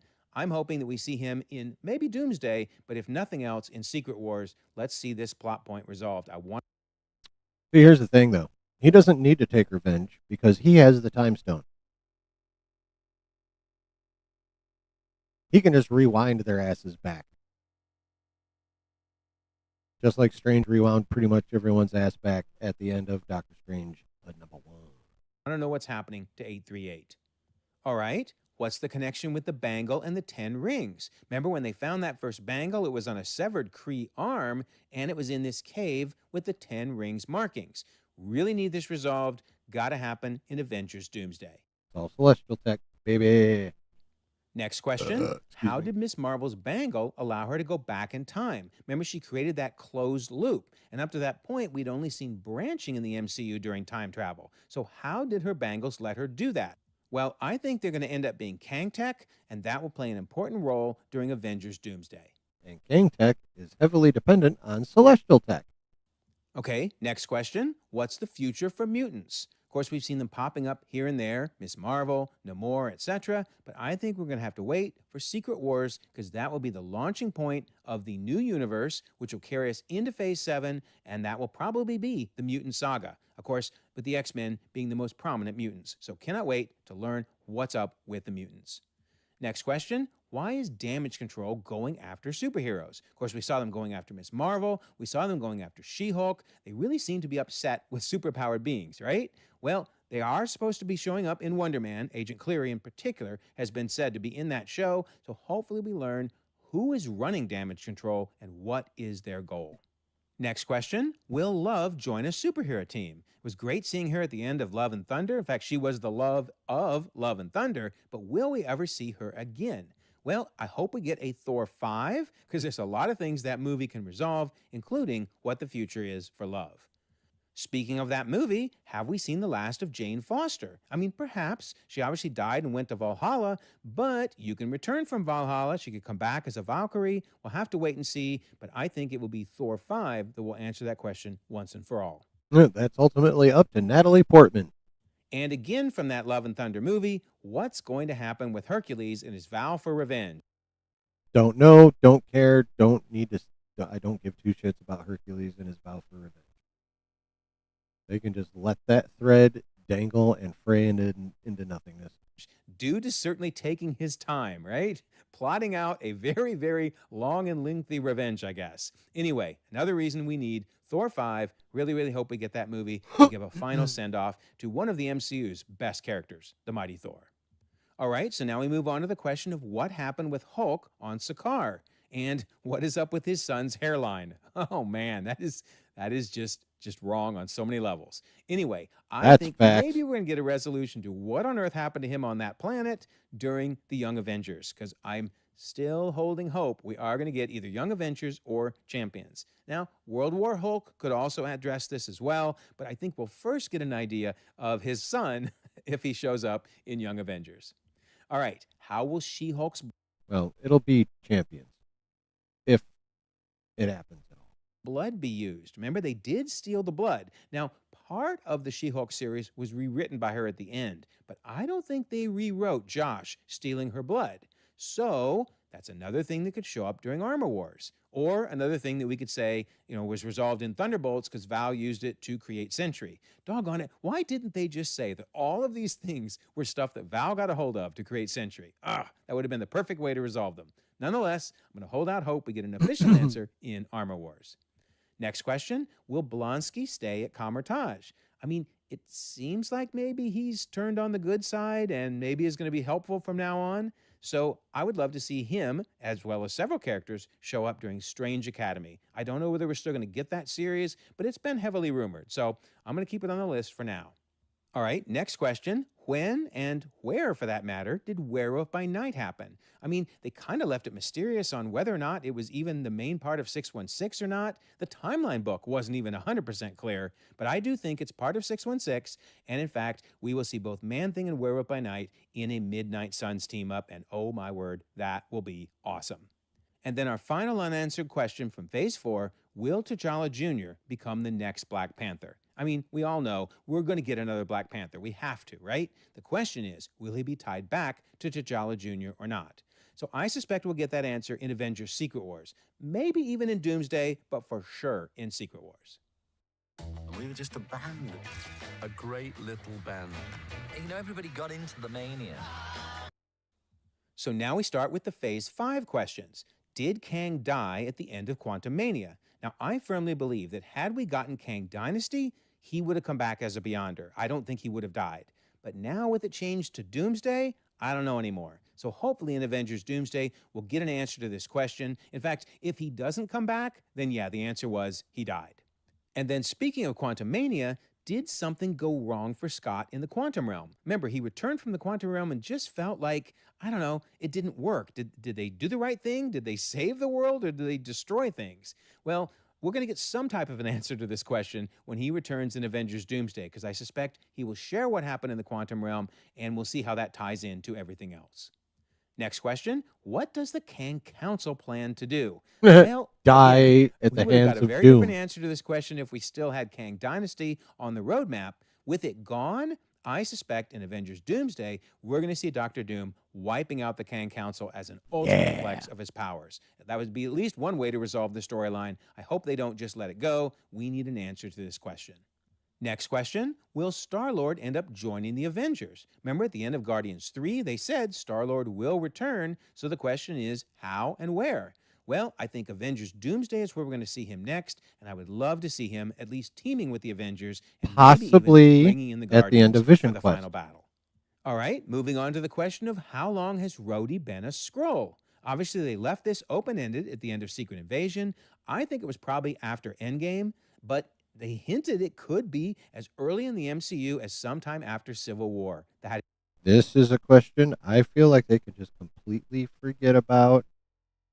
Matter of fact, I think they should ignore the existence of Secret Invasion for as long as possible. Never address it again. Never bring it up again. Just everyone needs to forget that show existed. And all the problems that came with it. Just need to poof. Nope. No more. Done. Is crazy. Well, this is a big reason that we need Armor Wars. We need this resolved. That was supposed to be Rhodey's big showcase in the MCU. Please, Marvel, let it happen. Do we really need it resolved, though? Like, do we really? All right, next question. Will Gaia retain all her powers? Honestly, I don't think we're ever going to see her again, but they did kind of And thank goodness for it. hint that she was going to help form a team of England-based superheroes. So who knows? Maybe she'll show up again. Maybe, in fact, we'll learn about her in Doomsday. I mean, they could certainly use someone with her power set to fight off Dr. Doom. All right, on to the question of will Thor and variant Loki ever meet again? Yeah. Man, they have to. We have to see They will. this reunion happen. The In question Doomsday, is probably. where? So I'm going to throw out Secret Wars because I think they're going to want to hold this reunion off as long as possible because they know how important it will be to all. Well, it's going to be in Doomsday because Thor's going to have to go to the TVA to try and defend Loki from Doom. All of us to see it happen, but I could also see it happen in Doomsday. Let me know your thoughts on that. I could be wrong on this, but I'm going to go with Secret Wars for now. Okay, next question. Will the TVA be able to handle all the Kangs? Remember at the end of Loki Season 2, they were basically monitoring any new Kangs that popped up and felt like they had them all under control.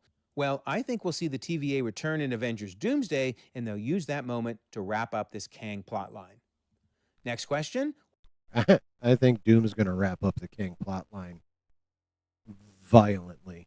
What did Ravonna see in the void? I mean, we see her staring off at something in the distance.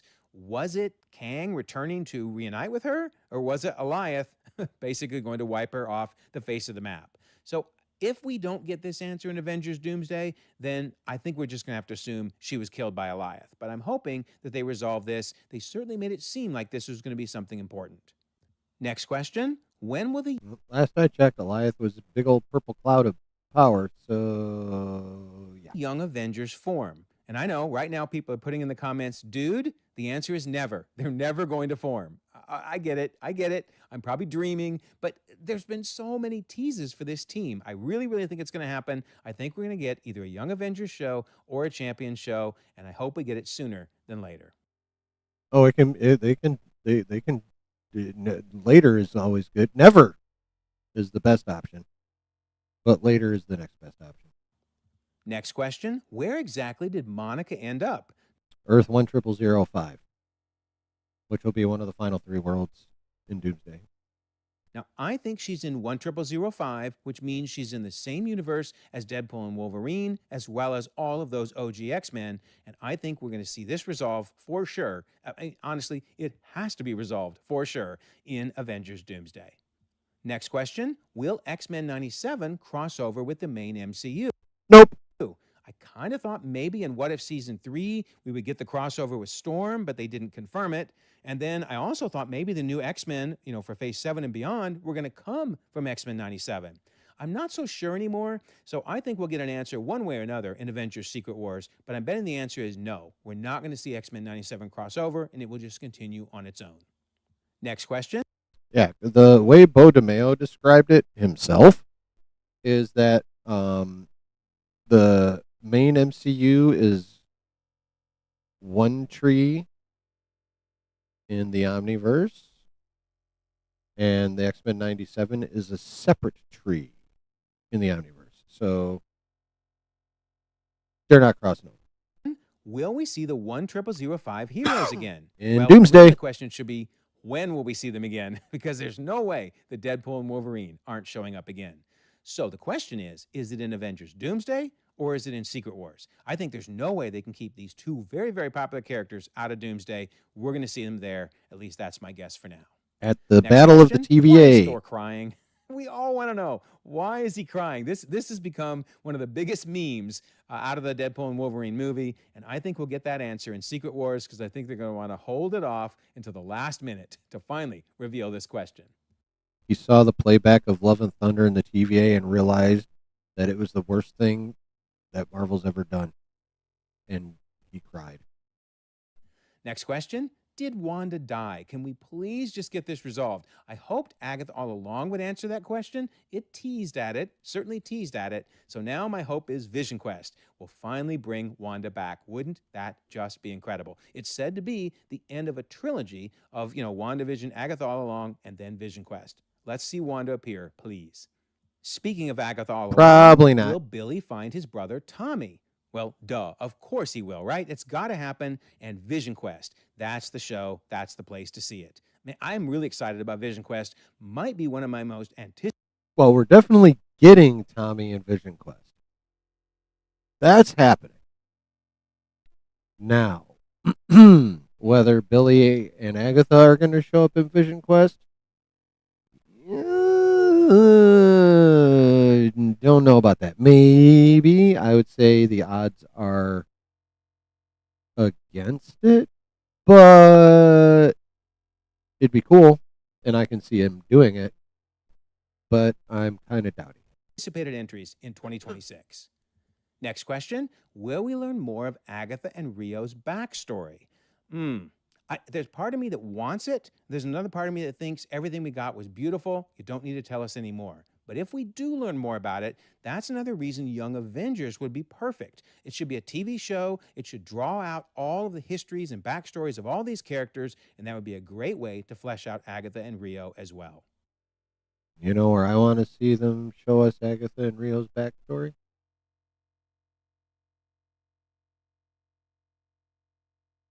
OnlyFans. Because, let's face it, that kiss in the show that they had was hot as fuck. Just saying. Next question. Where did Jen head off to? I think that was very intentional that they kept her not only alive, but with a sense of purpose, it seemed, because I think she's going to show up in Midnight Suns. It's the perfect place for another supernatural character to join this incredible team up. Yep, that's the best. Next question. Have we seen the last of the Red Hulk? I kind of don't think Harrison Ford is going to come back to play the role anymore, but we could still see the Red Hulk himself, and I would love to see him show up in a World War Hulk movie. Come on, Marvel. We've been dying for this movie for so long, you gotta deliver. Next question. What did the leader's warning mean? Remember, he basically said they are coming, and you ain't ready for them. Well, we're going to learn who they are in Avengers Doomsday and exactly what they have planned for 616 and, in fact, for the rest of the multiverse. That would be Doom's army of Doombots / variants / possibly multiversal masters of evil or some version of them. Something along those lines. Movie is going to be incredible. Cannot wait. Next question. Who will win the battle to be called the Avengers? They kind of brought up this funny little subplot in the post-credit scene for Thunderbolts. Well, obviously, the Avengers and the new Avengers need to figure things out quickly because Avengers Doomsday needs everyone working together and not fighting each other. No one's going to win the battle. Doomsday and Secret Wars is going to happen. And then they'll get it all resolved in the, after the reset.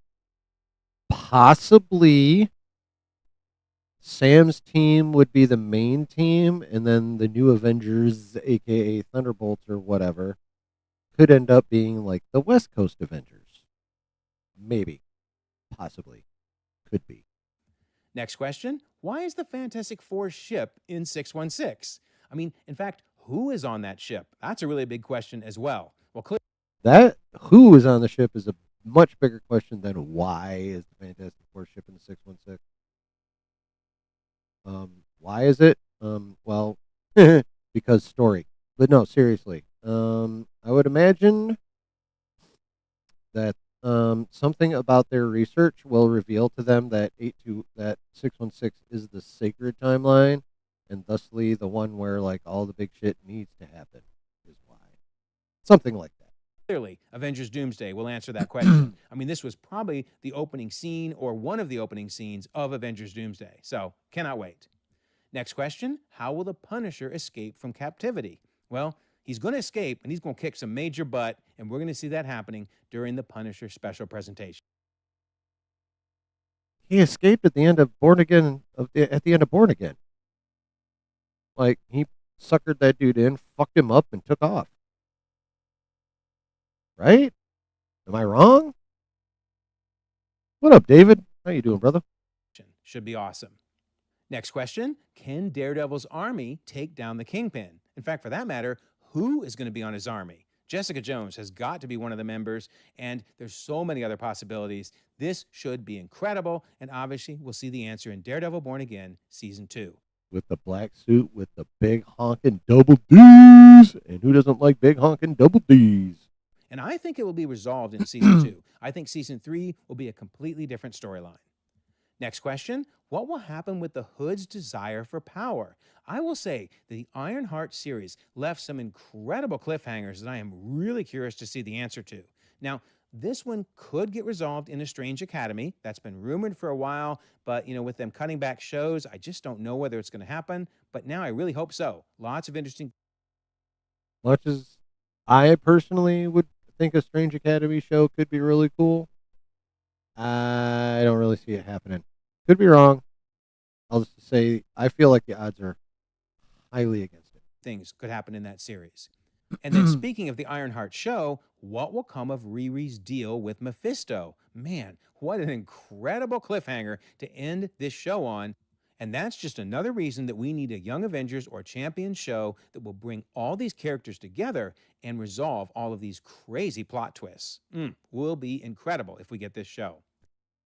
They could answer that in Midnight Suns without involving Young Avengers /Champions. And of course, that begs the question of when will Mephisto return? Now, could be during Young Avengers, but I would actually like to see him return next in a Midnight Suns either TV show or movie. He would be a I swear to Christ, if they put Midnight Suns as a Disney Plus show, I'm going to lose my shit. That needs to be a fucking movie. perfect big bad to take on that supernatural team. Fire is the only pure thing in this world. Now, finally, we move to phase 6. And one question is, what will be the ramifications of Sue's resurrection? I mean, it was great that young Franklin brought her back again, but will that have any lingering issues? Maybe we'll learn that answer in Avengers Doomsday, or maybe it'll take a Fantastic Four sequel, but I am really curious to see how that affected Sue. Next question, what are Dr. Doom's plans for Franklin? I mean, for that matter, for the multiverse in general, but in particular, what did he want with Franklin? Well, clearly, we're going to get that answer during the power cosmic is what he wants from Franklin. And also for him to be his son again. Avengers Doomsday. And that leads us to our final unanswered question, which is whether or not we will see any of the what-if characters impacting the main MCU. Well, Captain Carter's rumored to be on the team that's going to defend the TVA. I don't know about the rest of them. So in other words, in Secret Wars, although if they do Battle World at least somewhat similarly to Hickman, the way Hickman's set it up in Secret Wars, we'll get the zombies again because they're outside the wall that also happens to that Doom created out of Ben Grimm. We see the Exiles characters, Captain Carter, etc. And will we see the Marble Zombies? I would love if there was a city on Battleworld that was overrun by the zombies. That would be incredible. All right, so these are the 80 unanswered questions. But the good news is there were a lot of questions answered during the calendar year 2025. So let's look at some of those. The question of, did Samuel Stearns become the leader? Yes, he did. We saw that in Captain America: Brave New World. The question of what happened to Betty Ross? Well, luckily we got an update on her. Not much of an update. She wasn't in the movie for long, but we saw that in Captain America: Brave New World. Then there was the question of what happened to Helen Cho. Now, a lot of people think she actually died during Age of Ultron, but if you watch the final scene, you will see her taking a tour of Avengers Tower. So I was hoping she, as well as Amadeus, would show up in Captain America Brave New World. And actually, it turns out Amadeus was going to, but supposedly his scene was cut. But we did, however, see Amadeus showing up in Your Friendly Neighborhood Spider-Man. So at this point, I'm just going to go ahead and mark this one as resolved, although I hope we do see her again at some point. Then there's the question of who bought Avengers Tower. Obviously, Thunderbolts answered that. There was the question of how is Ghost getting the healing particles she needs? I mean, we didn't get a fully fleshed out answer in Thunderbolts, but she did talk about getting better control of her powers. Then there was the question of Val's endgame. Well, we certainly learned that during Thunderbolts. It was the Century Project. And there was the question of whether Torres would become the new Falcon. Yes, he did. I thought he was great. Can't wait to see him again. He wasn't great. He was not great. He was, at best, high. There was the question of whether there's an active Avengers team, and we got that answer. No, there is not. That is craziness, right? Then there was the question of what will Taskmaster do with her new freedom? Well, the answer is she'll die really quickly. Man, that was a bummer. Poor Taskmaster. It wasn't really a bummer. There was the question of what's going on with Tiamat Island. We got that answer in Brave New World. Then there was the question of whether Val will attempt to get Wakanda's vibranium, which was kind of hinted at in Wakanda Forever. No, it seems like she instead moved on to the Century Project, and honestly, adamantium might even be more valuable at this point. Then there was the question of who stole Riri Williams' vibranium detector device. Remember, that came up during Wakanda Forever. Well, I'm going to say that Marvel is telling us it just doesn't matter because it didn't come up during the Ironheart series. So probably just someone from the government snuck in and got it. So I'm going to mark this one as resolved. Department of Damage Control. Then there was a question of what will become of Ritson's edict. Remember at the end of Secret Invasion? The answer is, well, pretty much nothing. I'm sure it was reversed once Ross got in office. Again, forget that goddamn show. Then there was the question of whether New Asgard might go to war with the U.S., because remember, Valkyrie took all those scrolls to New Asgard right when Ritson was making his edict?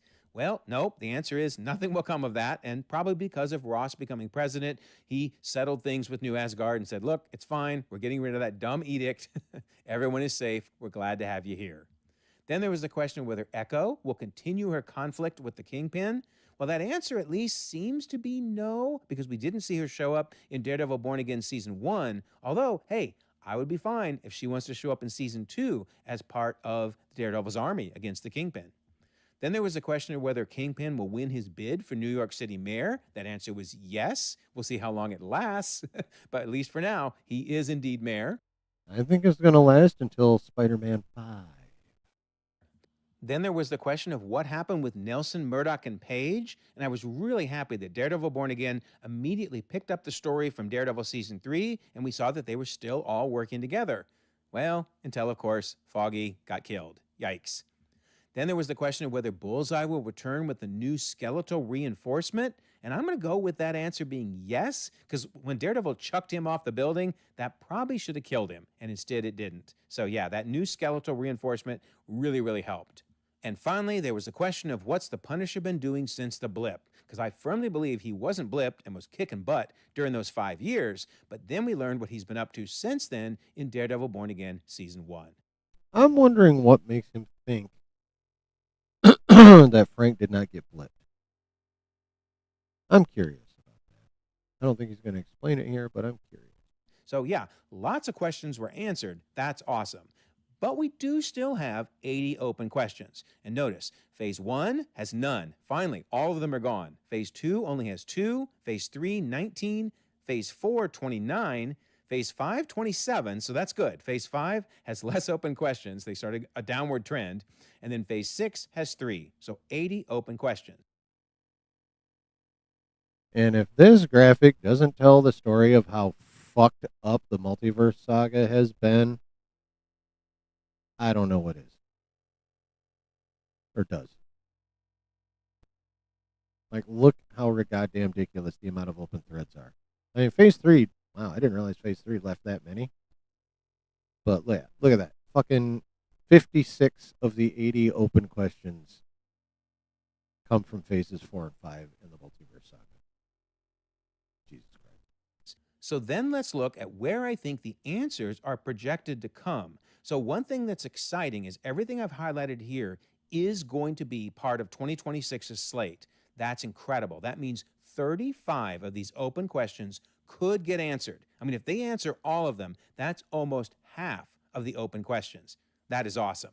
It's also worth noting that between Doomsday and Secret Wars, I'm thinking 33 of the open questions will be answered, but honestly, some of them may shift between the movies. So if they don't get answered in Doomsday, they'll probably get answered in Secret Wars. And then we've got 3 different entries that I think are going to try to tackle some of these open stolen tech issues, you know, like the PIM particles that Mitchell Carson took and what the heck Sharon Carter was up to, etc. So I hope between these 3 we get them answered, but obviously Armor Wars, that may never even happen. Not happening. Then if we look at these 3 entries, I don't know if we'll get all 3 of them, but I know we're going to get a focus on the supernatural elements of the MCU once we get into Phase 7, and so all of these characters are going to be coming back. Now, these 5 entries have never been officially announced, although Nova has been heavily hinted. These characters are very popular, and people are going to want to see them return. On the other hand, I will openly admit that these 6... Oh, we know Doctor Strange 3 is happening too. Now. This video's like semi-recent, but not super. Entries are me just having a wish and a prayer that they happen. Please, I really want champions. Please, please, please. Anyway, Stop it. We don't need fucking champions. Good news is, I think of these 80 open questions that by the end of 2026, and for sure by the end of 2027, we could have almost all of them knocked off the list, and wouldn't that be awesome? So let me know your thoughts. Do you think I missed any? Do you think there's some that have already been answered that I should have addressed as answered? And which of these entries should I just take off the list because they ain't gonna happen? So, okay, now we await the next entries in Phase 6. So many good entries coming, and I think they will knock a ton of questions off our list. So, this motherfucker should have come out this month like it was supposed to. This needs to never happen. Give me the rest. Leave your comments. You know I love to read and respond to all of them. And don't forget, November contest. Be a subscriber, leave a comment, win a book or a steelbook. And there's the membership option in case you're interested in that. Plus, I promised I would mention the What If contest on the Discord. Here's the rules, but honestly, it's really simple. All you have to do is join the Discord and either provide your title for your episode or a title and a summary. And the deadline is December 11th. And I always love to mention the Doomsday Countdown Watch. Every day listed here at 7 p.m. Eastern, we'll watch a different movie or show as we head towards the December 18, 2026 release of Doomsday. So we have 2,500 members across the globe. Conversations 24/7, and I'll leave a pinned comment so you can join. Also, if you don't mind, like this video, subscribe if you haven't already. You can check out more content, and we'll all continue to enjoy the ever-growing, the ever-changing Marvel Cinematic Universe. Alrighty, chat. That was a pretty cool video. He really needs to get off the Young Avengers thing, though. And the Armor Wars thing. Because the Armor Wars thing is got about a point, like 0.00000 chance. 1. 0. Lots of zeros and then a 1% chance of happening. In my opinion. But overall, I think that was a pretty cool video. What do you guys think? Any thoughts or concerns or questions about that there video? Because other than that, we getting the fuck out of cheer, bro. We getting the fuck out of cheer, bro. Because this is late. Goddamn, 3.5 hours? Hell yeah. What you guys think? I think that was a pretty cool video. I think Culties was a pretty cool video. I think things went pretty well. What do you guys think? Like the series? Yeah, he had some pretty decent ones. He also has some desires that I don't know why. But, yeah. What y'all think? Give me a minute or two here. But I am straight up getting the fuck out of here soon.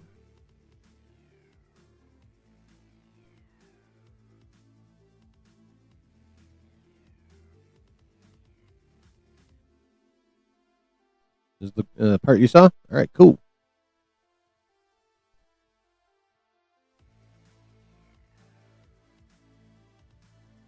Alrighty then. Well, I'm going to go ahead and get the fuck out of here then, chat. I do believe I'm going to get the fuck out. Thank y'all for being here. If you did not hit like on your way in, please hit it on your way out. And also, if you're new and have been hanging out this long, or actually managed to make it all the way through this fucking replay and you're new, please also hit the subscribe and the bell. Help us out. Share the stream, share the video. Leave comments on the VOD. Leave comments in the replay. Engagement. Give me all the engagement. So, thank y'all for being here. Y'all are the dopest for choosing to spend time here. Have a good rest of your weekend. Have a good beginning to your week. If you are living in the path of these two winter storms, well, the one that's already here and the one that's going to be rolling through, then please stay fucking safe when you're out and about doing what you got to do.